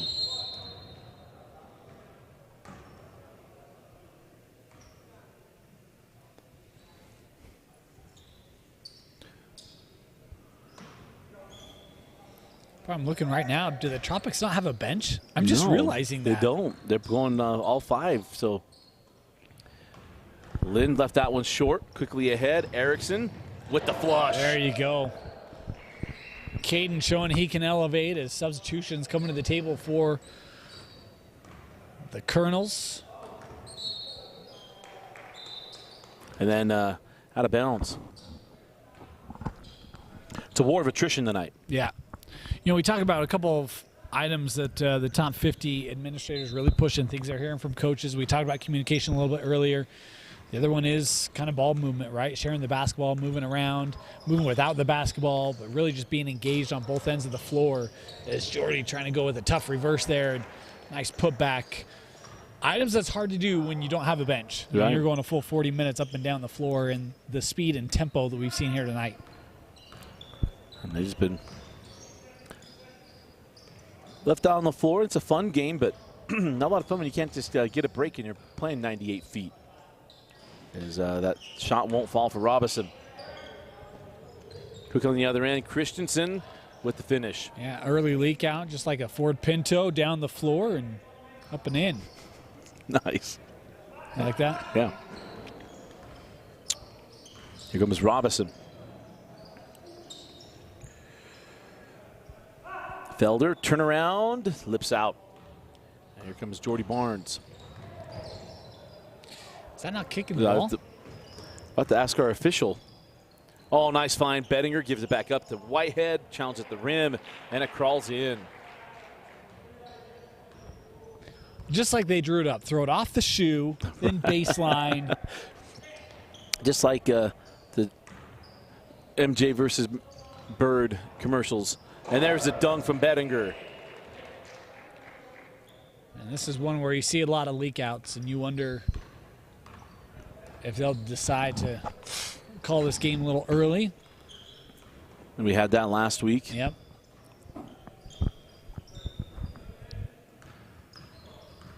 Here's Robinson. Step back to an open 3. Won't go. Rebound to Barnes. He gets out ahead to Erickson. Erickson to a cutting Whitehead. Misses on the dunk.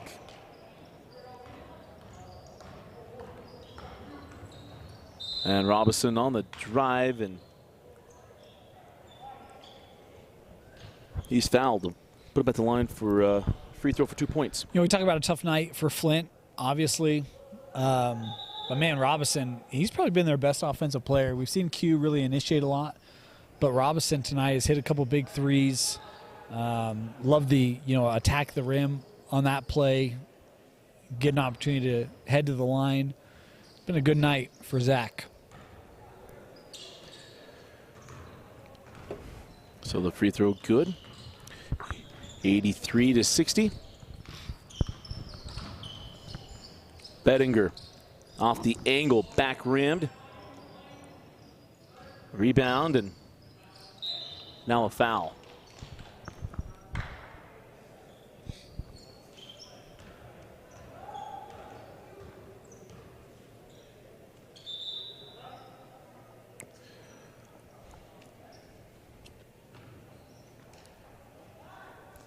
So put Christensen at the line. Mentioned him, man's had a fun night tonight. He's had a great top 50s. He misses on the free throw. McKee with the rebound, and thought maybe the pump fake button got stuck for a second.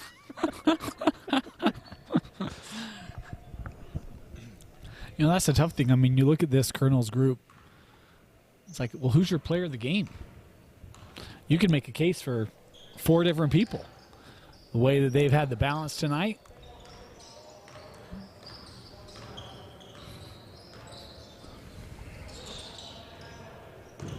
Oh, hard take, and then Felder with the finish. Again, that's Robinson who's driving to the rim, hoping to really create the offense, and Felder on the follow. Oh, nice extra pass, and McKee lays it up. How about a no-look leave for your big man? Jordy Barnes showing that eyes through the back of those lovely locks of his. Pull up for Robinson, won't go. Staley with the board and the run out. And Staley left it short. Bettinger there for the putback. See that?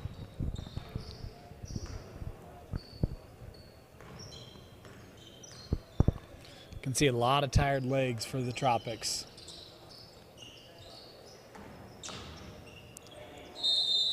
And now a foul on that shot will put. Ooh, Q came up a little lame there. Maybe a lamer.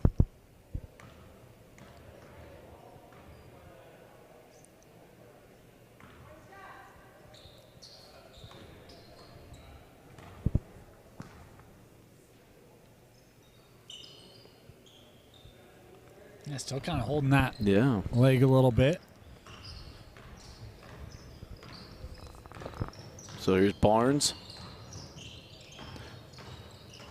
10 back out, 3 from Christensen, short. Bettinger with the rebound, back up and in. Second chance. I mean, this just goes to numbers. I mean, yeah.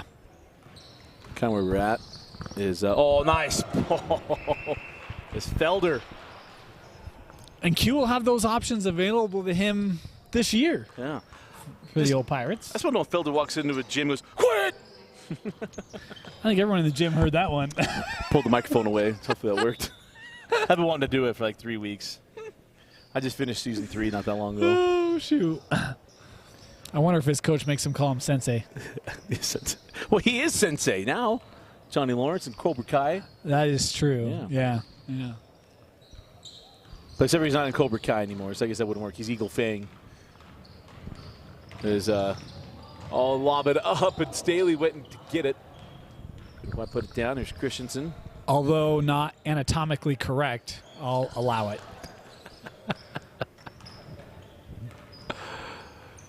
Here comes Lind. Give it up. Robinson, extra pass to Q. Little pump, float, and score. Little 3-on-2 there. But this one was all Colonels after the opening, about 5-6 minutes. But Dana, some thoughts and a selection of the player of the game. Yeah, I mean, you could just see just running out of gas a little bit early. Where the Tropics didn't have a lot off the bench tonight. It was just 5 on 8 and tough to hang with. Colonels that I thought maybe played their best game of the year. Again, there's a lot of guys you could talk about. I'm going to go with Tyler Christensen out of Cedar Valley. Really jumped on it early tonight. Had a great offensive night. Thought he did some good things as well away from the basketball. We'll go with Christensen as our player of the game. All right, great call. Again, our final score, the Colonels 91, Tropics 68. Christensen, our player of the game. And remind you, we got games next week. The next come on as these guys will be getting a break and the bye week. But it'll be the girls following that, and then championship night at Vivint Arena. Again, our player of the game, Tyler Christensen. Colonels over Tropics. You're watching Utah Top 50 on on KSLSports.com. Game 3 of our triple header coming right up.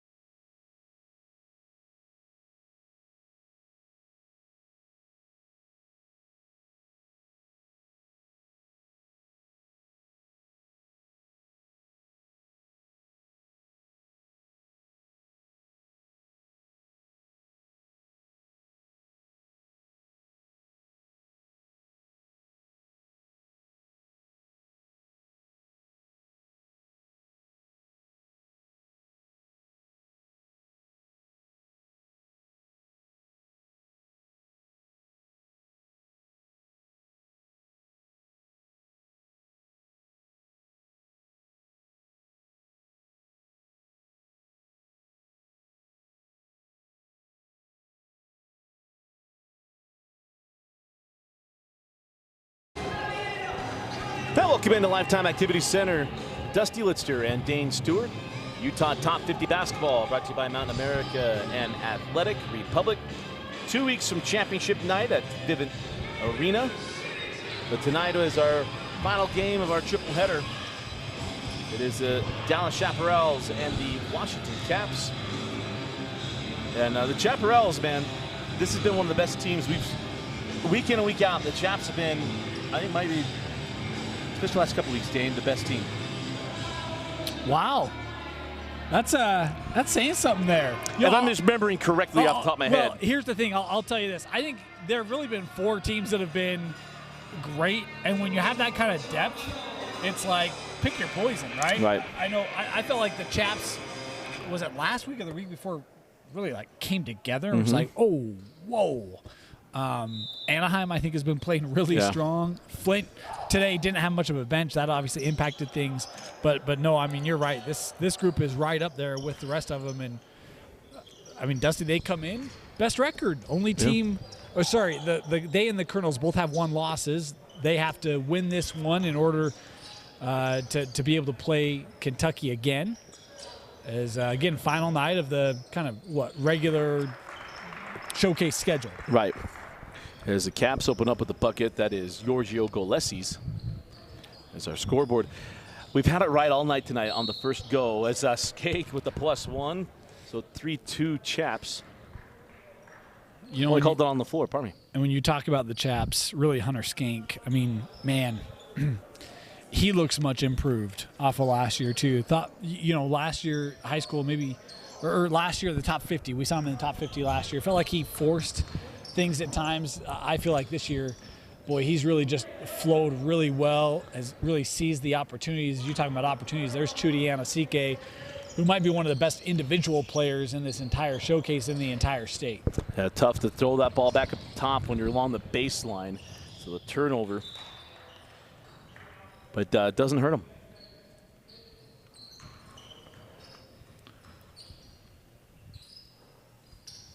That'll be fun to see this one. We'll get the color swapped around. But we've had it right all night. I was feeling really good about that. We knew how we were going to have this. But 2 for 3. But on the drive on the baseline, the reverse will not drop. And the putback doesn't go either. As that ball goes out of bounds, that was Logan Sorensen. As mentioned, Logan, he was called up off the waiver wire after week 1. Put in a claim for him. The Caps did.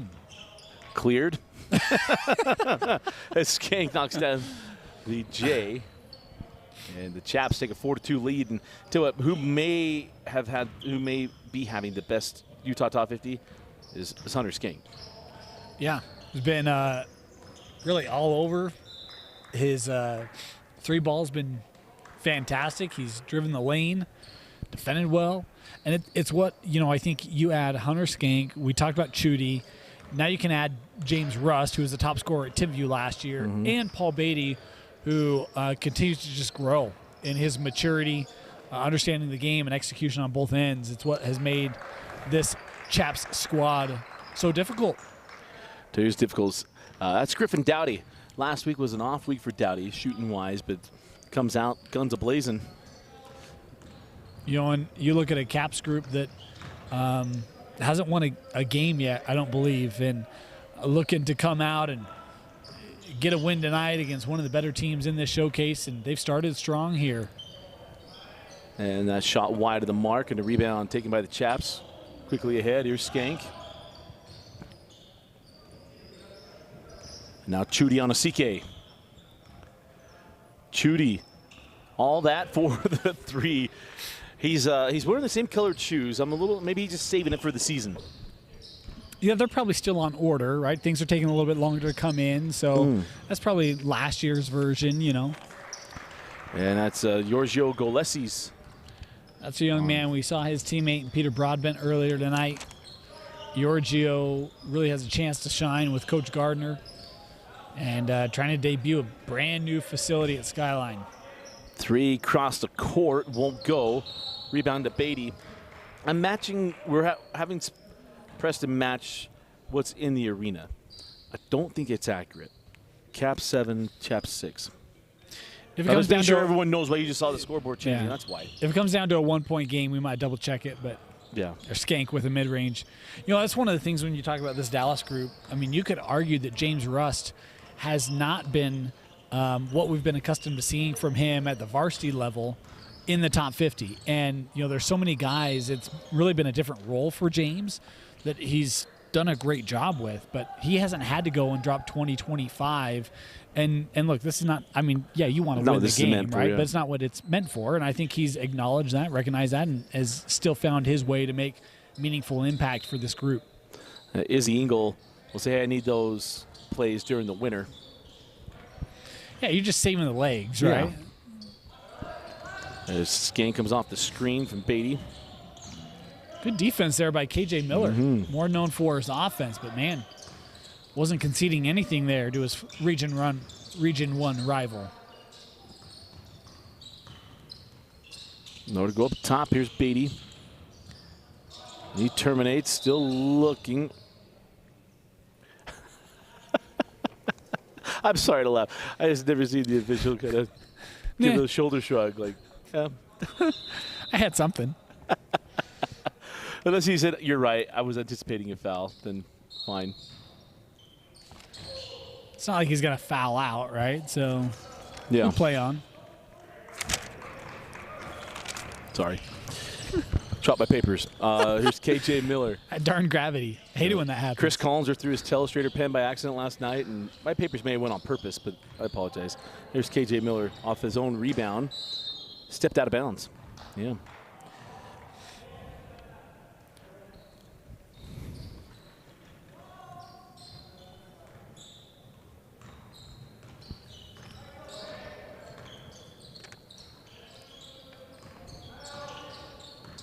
So on the drive, send to the corner, Rust knocks down the triple. Told you, it hasn't felt like he's had big offensive nights, but you see the ability there, right? The kick out, left open, James able to drill it. He can score with the best of them. Good D, out of bounds. Did you ever see Logan Deal last year with Skyview? I did the Skyview Davis game. Okay, all right. I can't remember the last Skyview. It might have been when Amanda played Utah State. Oh, yeah, Jalen Moore. Jalen Moore, thank you. Jalen Moore was the last time I think I did a Skyview game. Would that be like the Bountiful State Championship game? No, it was a game at Timpanogos High School. Remember when he hit that shot, we weren't doing the state championships, Well, I wasn't there. Yeah. Is KJ 4-3. There you go. There you go. His pop was going to love that one. Of course, father in the building wearing a collared shirt tonight, got all dolled up for us. But, look, you talk about scorers. KJ, he can dial it in. He might not make the walk up here, but, he wanted to look good from his coaching staff from his alma mater. Is on the drive and is fouled. That is Kyle Carley, young man out of Mountain Ridge. And Carley's been aggressive this entire showcase. He's been a young man who's really looked to get to the paint, to the rim. Doing so again there, drawing the contact. I was thrown off because Carley, there's a couple guys that all look the same, but William Santiago did not play tonight, was not here. Yeah. And I'm used to making my few good men comments every once in a while.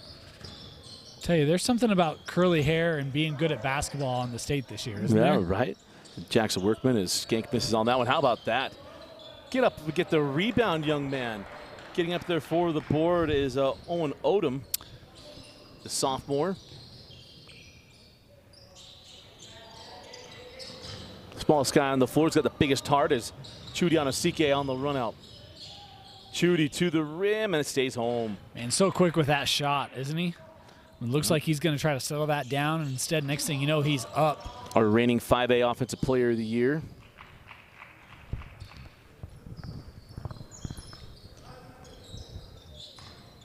There's the bucket, so 18-12. Mentioned earlier on our game, Murray, according to some publications, number 2 in 5A. Yeah. And Chudy, a big piece of that group this year. Well, certainly is some substitutions. Just trying to see if they're going to stop the clock. We're close to the media timeout. We always do a preview or part of our preseason rankings for football. We don't do it in basketball, for a few reasons. Football is because there's just a big drought. It's a great way of launching things. So we'll let others handle that to get started, but we'll maybe do some ranking stuff this year. Yeah, in case you missed it, I already gave away my A content. That was Mason Bettinger's going to have a big year. Oh. Remember that? Week 2? Yeah, I spoiled that one. Yeah, on the limb. Yeah. Out on the limb. Yeah. 70% from the floor. Look, I think it was a guarantee, if I remember right, from week 2. That's why we get paid the big bucks, Dusty. We go next level here.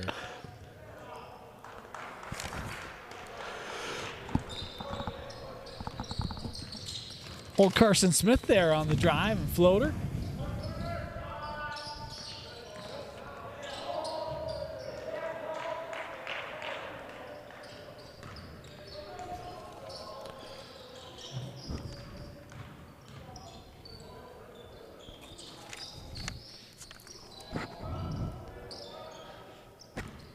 So 9-point game as Miller sends that one out. 3 on the way, and Dowdy with his second. And that's a great way to send us to our media timeout. 9:47 left in the first half, and a 12-point lead for the Chaps. You're watching Utah Top 50.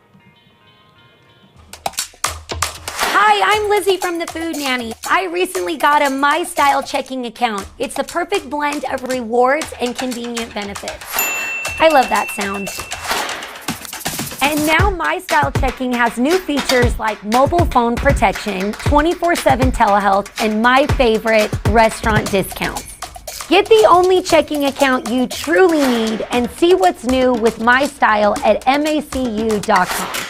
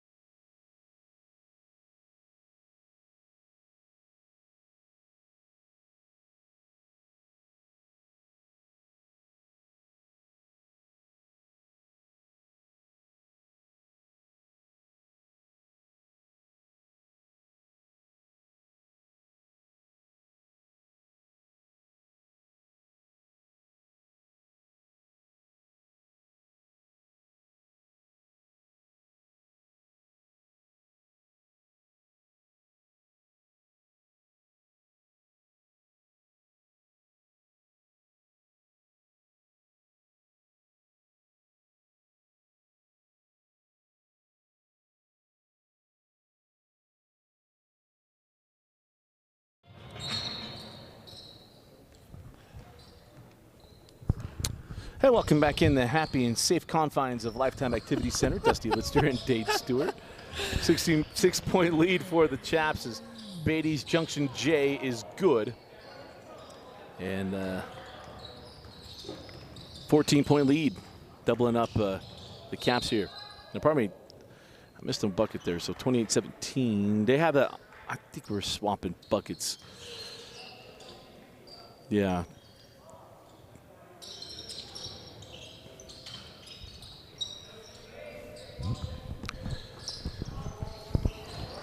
As that one is good as between my inability to keep our score, I think I've had it accurate. But it's not matching what's on the inside. But that ball was out of bounds. So 25-20. So I apologize. Preston, we let him go. Dusty's running the scoreboard, but I don't think I've had him right, but been off.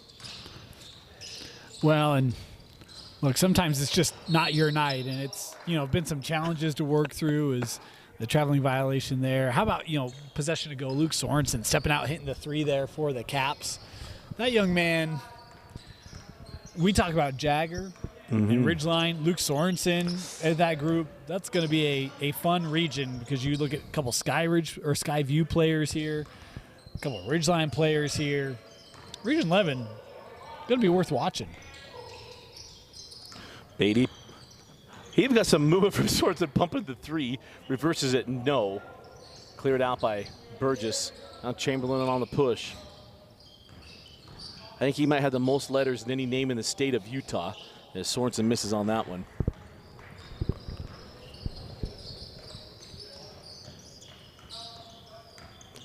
Back inside.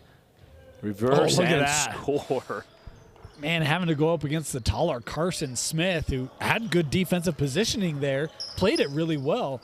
Just nicely executed on the baseline. Logan Deal, Staines mentioned from Skyview. Now here comes Chudy Anasike.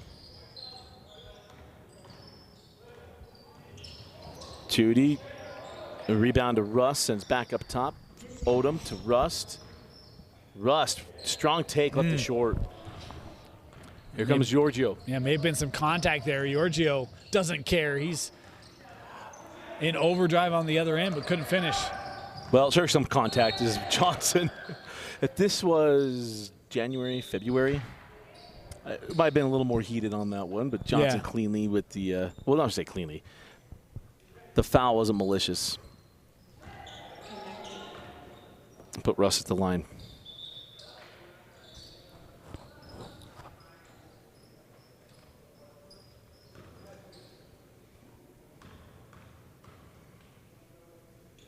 So Rust hits the free throw, and it's a 9-point game.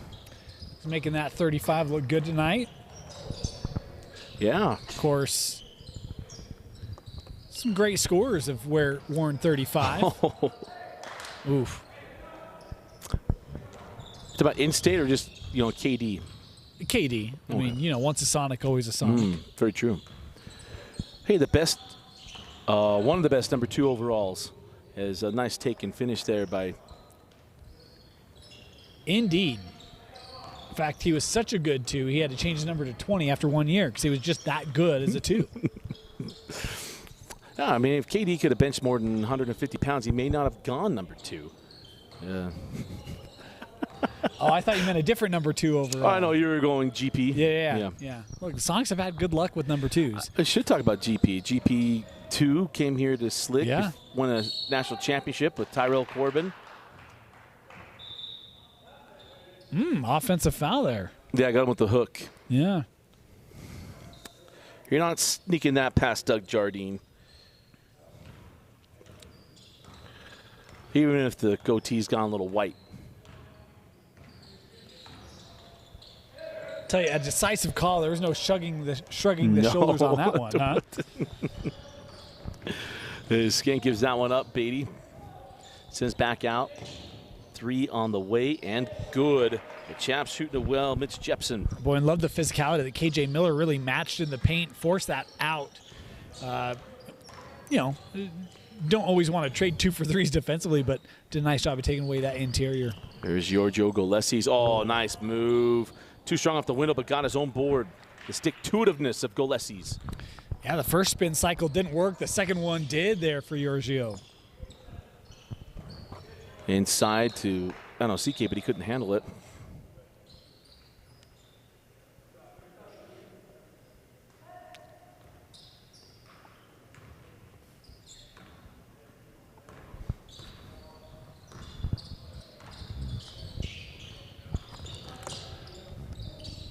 Out to Johnson, angle 3, left it a little short. And we'll back down the floor with the Chaps up to a 12-point advantage. Kind of been the night tonight. We have teams get really close around the 20-point market. It's crazy how this one just blew up, right? I mean, it feels like it's kind of going back and forth, and you look up, next thing you know, it's a 12-point game. It's like, man, at 14. Yeah. There's Hunter Skank, the fall away. So he's had a spectacular Utah top 50. Weber could be a sneaky team in 6A this year. Talk about Skank, talk about Dowdy. Coach Crosby up there. Reese Dent misses on that 3. Chudy. Oh, you want to size him up for what's going to come in region play, he and Johnson. There's not a lot of players in this state that can defend that. I mean, if you're Chudy, you're going wide, left to right. And, you just get that defense to overcommit one way, and that driving lane opens up. And with his athleticism and size, you look at long legs for Chudy. He can cover a lot of ground in a quick amount of time, quick bursts. And Chudy able to capitalize on the free throw. Opened up to 16. 16-point lead.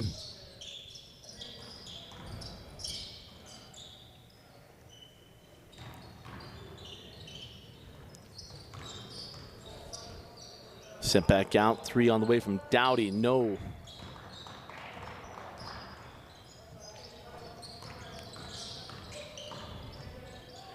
Jepson. Miller right on his hip.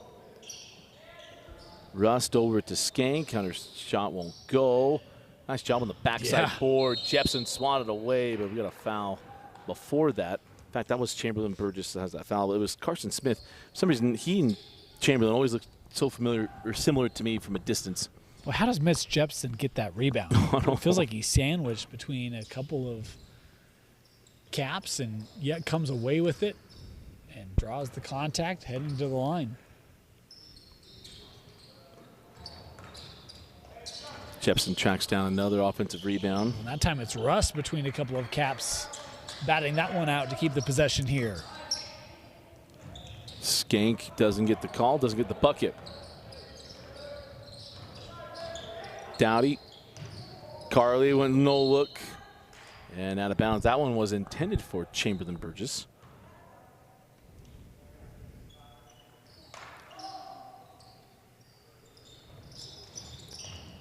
Inbound into Miller. Shot won't go. Rebound to Beatty.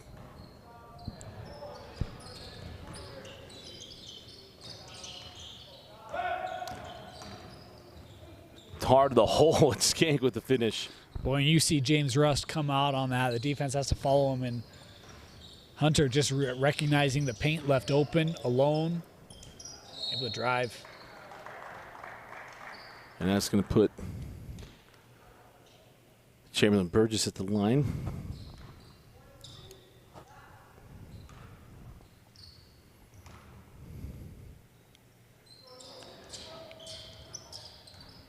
So free throw won't go. Paul Beatty, one-handed, able to secure that. Beatty goes into Burgess, goes back up strong and finishes. Burgess trying to go right at him.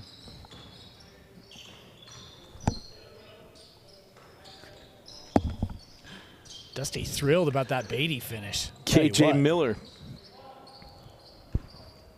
off on the 3. Just a few seconds left here in the first half.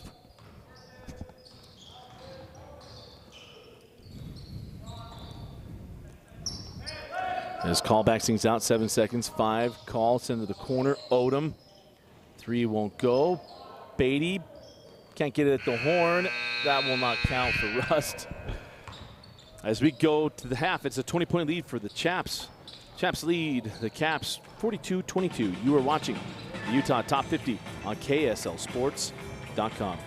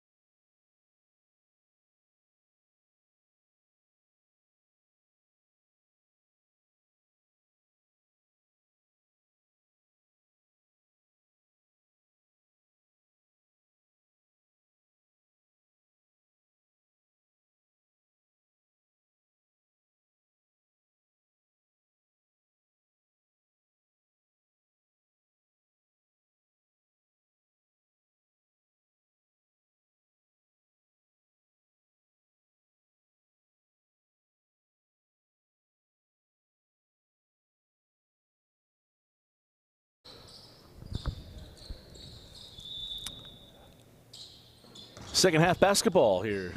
Dane Stewart and the ever-emotional, hot-headed Raider fan Dusty Lidster with you. Dane really enjoys watching games when we're broadcasting. I'll tell you what, Dusty, I love the decision to go for 2 there. Great take by Jepson. Mm-hmm. I love what I see what you did there. I can appreciate it. Sorensen gets that one to go, so both teams with the bucket here to start the half. There's a 3. See, and that's the other end of it. I mean, why go for 2 when you can just, take the 3, right? I mean, Yeah, it just makes 0 sense, especially if you can take the lead. Or tie it. Good times. Yeah. Good times. So much fun. Oh, that ball goes off the hands. Had his man going right to the hoop. Logan Deal unable to close the deal on that one.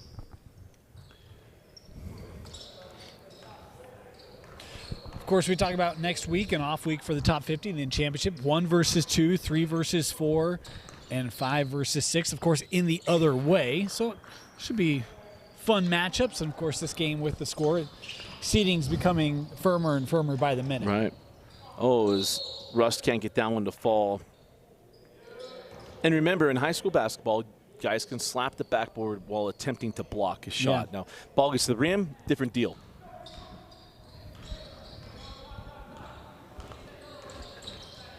It's like we explain that every year during the state tournament. And yet we still have parents that get upset about it. Yeah. Like that and over the back. His Odom misses on that one. But over back is not a football or probably basketball rule. Here comes. Well, that was a nice job there by Sorensen getting a piece of that ball. Yeah. Johnson with the loose ball. Johnson going to lob it up to. Oh, I didn't know Reese Dent had that in him. Yeah, that's a tough lead. Tough lead for Reese there. As Jepson misses on that one.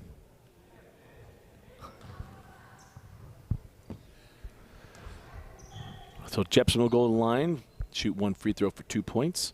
Glad to see that Vince Francis is watching while enjoying his anniversary night.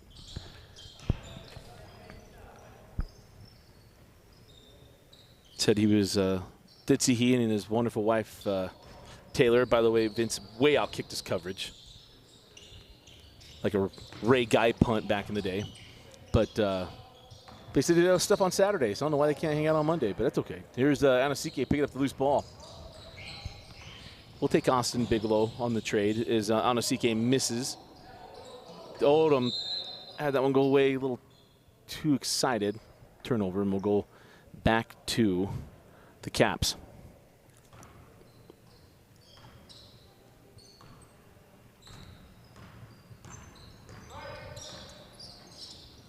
Oh, nice find inside. And Dent missed the bunny, got it back, and was fouled. And it'll be Reese Dent going the line, 1 for 2. Man, well executed play there. Great find. Love Dent on the roll. Just couldn't quite get that one to fall, but we've seen Reese Dent really be thrust into opportunities to go up against some very talented bigs here. Opportunity for him to really grow that aspect of his game here in the top 50 this year. So Chudy Anasike up top. Right up to Jepson on the angle. Good hands there by Gillespie's. Odom, lefty a little strong. Board on the backside and deal with the board and putback. Boy, that backside just completely left alone. Deal, one of the easier finishes he'll have. On the cut and the bucket for Sorensen. Seen a couple cutters now for the Caps through the lane. Been able to capitalize off opportunities. That is Chudy working up top. Chudy on the drive, fall away, and Dowdy getting a hit for the foul. We'll put Chudy Anasike at the line to shoot 1 for 2.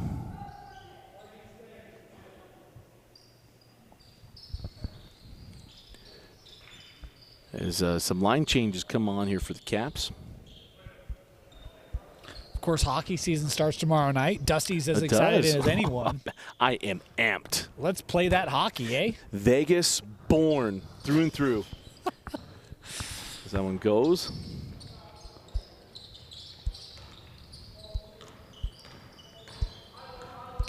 I don't know if I could have another Vegas team get me so emotional. As on the other end, there's the bucket there for Chamberlain Burgess. The real question is, what's Dusty going to do when Vegas gets an NBA team? His heart is going to be torn. Not really. I'm a Utah boy. As I lay that one in for the Chaps. All right. I just figure you tend to gravitate towards Vegas sports. You like Vegas. I do. I love Vegas. Worked there. Spent a lot of time in those streets. Just like old Giambi. Yeah. Jeremy, not Jason. I don't have Jason's bank account. So Jeremy and I are very similar. Oh, nice lob inside and deal with the bucket.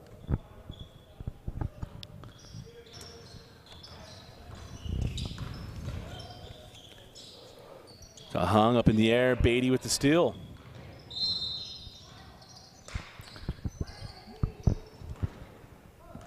Beatty doing his best Raiders impression with the defensive stop there. That's well done. Yeah? I appreciate it, yeah. I got to get back on your good side after that 2-point comment, so.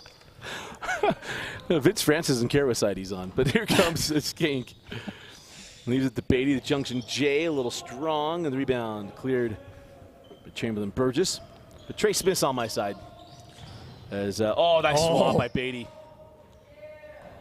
How about the big men running the floor, and even Love Rust on the bench there calling it out, giving his teammate a bit of a cheer. Beatty with the Maverick move with the flyby, but can't close the deal on the three. We talked earlier about communication and guys really kind of leading with their voice, and Russ doing that from the bench right now for the Chaps.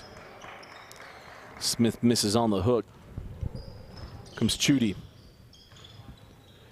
He'll stay on the outside, and Chudy, Anasike. I'll tell you what, we got to get James Russ to come do a game with us, huh? That young man is being outspoken right now. Hey, love the Chudy 3. He's a Timothy T-bird. They know how to chat it up. And the three from KJ Miller.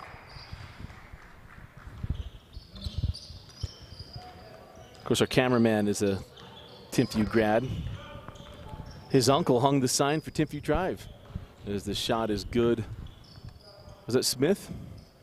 No, that was Skank, I believe. Well, I missed it. Sorry. I was blocked by the bar, truthfully. No, you're good. That's why they have two of us. Not just for the dynamic commentary. As Burgess fouled on the shot, so Chamberlain will go to the line.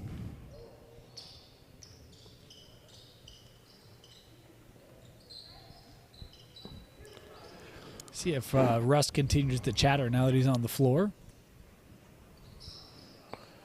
And the free throw is good for the 1 for 2. 64-39.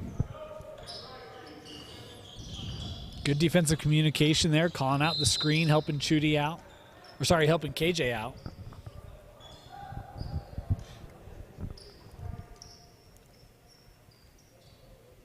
So Jepson will come back on for Deal. So Anosike with Miller. Sends back up top to Jepson. Now Skank. Short on the triple. Thought Russ was going to come away with the board, but quick up the floor. Here's Goldesi's. And he was fouled on the drive and saved on the shot, on the gather. And his habitual shooting. Yes. His habitual shooting motion. Mm-hmm. Still waiting to, we'll have to launch that basketball podcast in the gather, or habitual shooting motion. Habitual shooting motion, yeah.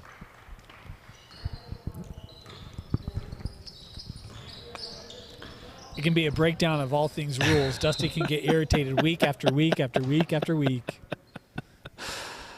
We'll leave every show with restricted area. It doesn't even cost that much. I just want some common sense out here. Media timeout. We'll be right back. You're watching Utah Top 50.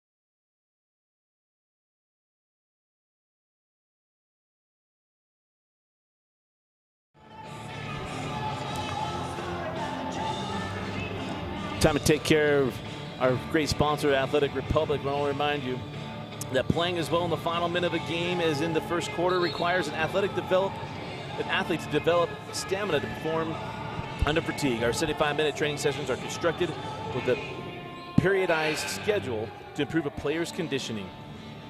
Again, it's Athletic Republic, proud sponsor of the Utah Top 50. I thank them for their support of everything we are doing here at the Utah Top 50. As quickly on the inbound, it's Beatty with the mid-range 2. You talk about the development, or we talked about the development of Isaac Garrett earlier. Paul Beatty, another one of those that I think poised for a big year for the Farmington Phoenix this year. As on the run out is Rust. Miller. Quickly head to Downey in the corner. Is chased off there by Rust. Pull up inside the arc and hit. It's a great tool to have in your tool belt. Yeah. Again, he and Skank not teammates tonight nor in the top 50, but will be this winter.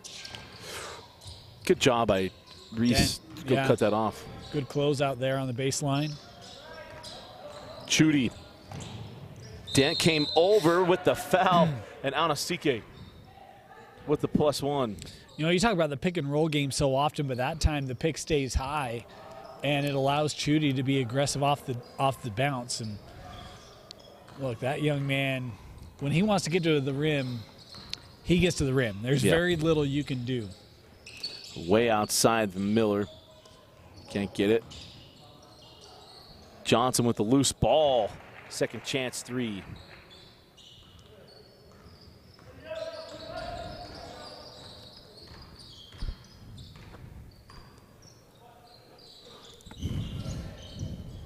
Into the corner with Jepson. Oh, nice hands. They'll pump that ball out of bounds.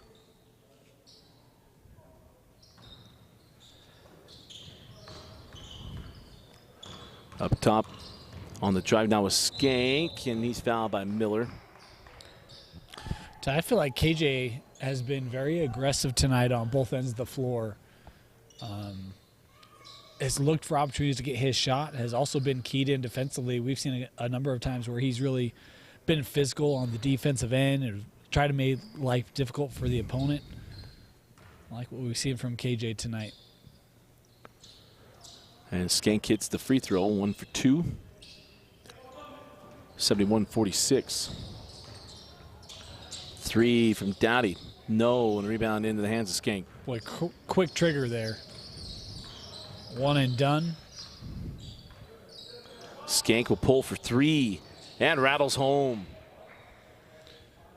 The quick trigger there.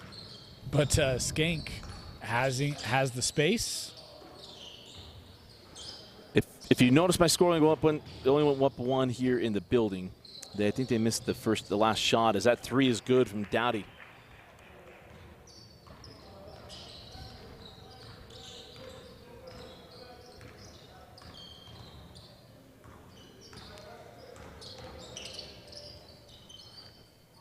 And so here's Beatty.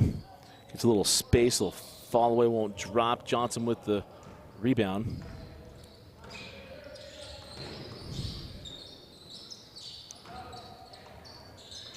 And Den has that one poked away. Leaving for the trailing Jepson. And they're going to get a foul there, put Jepson at the line.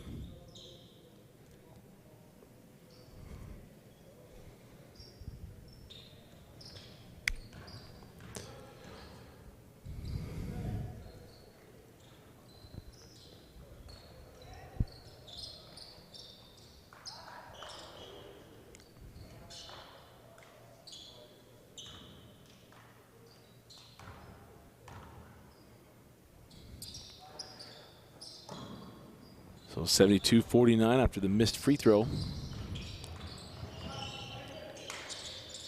And nice job on the give and go. Big man, high-low. As Smith lays that one in. Yeah, Burgess with the good eyes. You would see Carson cutting through there. More challenging play than it looks. He would just drop that over.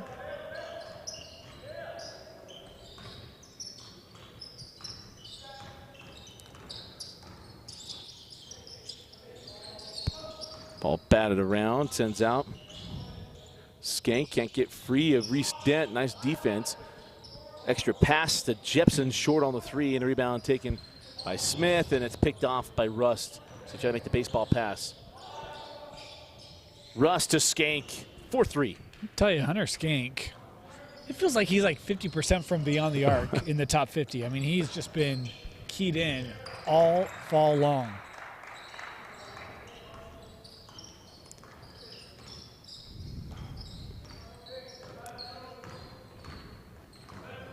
Come back the other end. Skank sends that one to Odom. Oh. And Rust cuts to the hole. Talk about James Rust and how he's done a lot of good things this summer, but tonight has been an offensive showcase, and that time seeing the opening in the lane, the cut, and the good vision there by Odom to find him. So Gillespie's with the bucket, 77-55.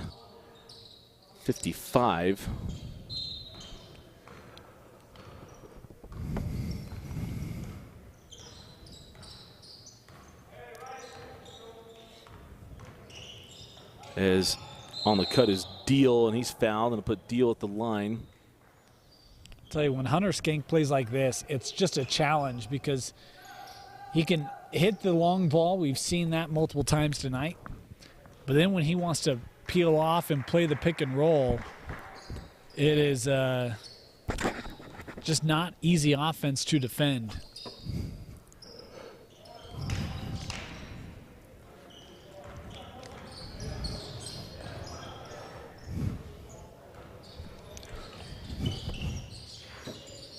Ooh, Skank had a bit of a drive there after he got rid of that ball, too.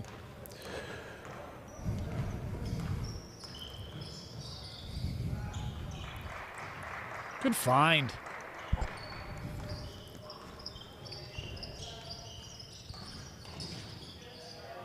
$20-point game on the other end. It's Deal laying that one up and in. And a 22-point lead now for the Chaps.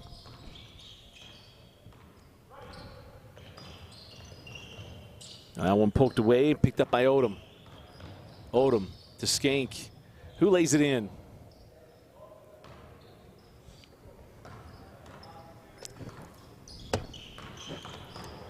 So we're 81-57.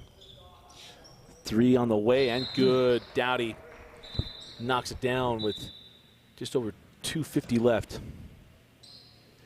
81-60.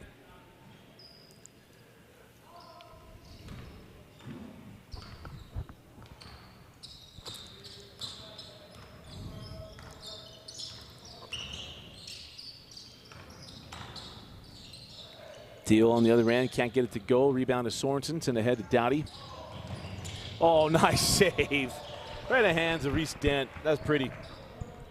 Way to run the floor.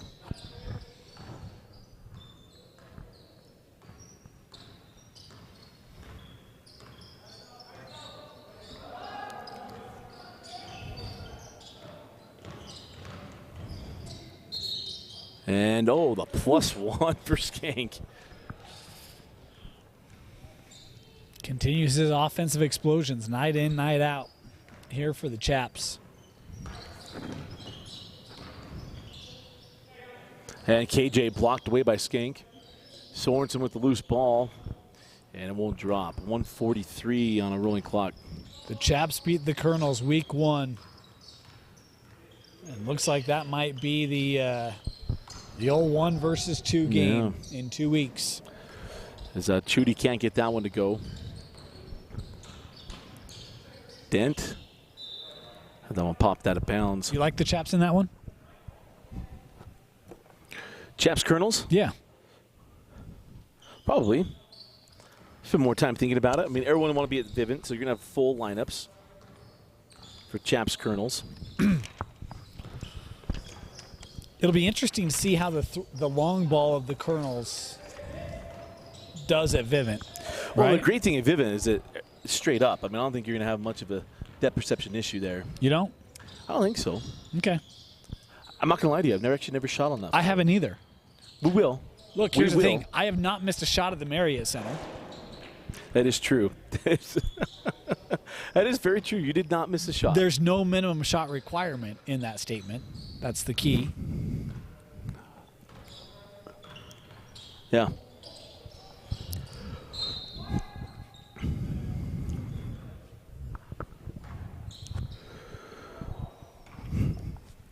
No, it's very true. So I'm excited to get down there, put some shots up.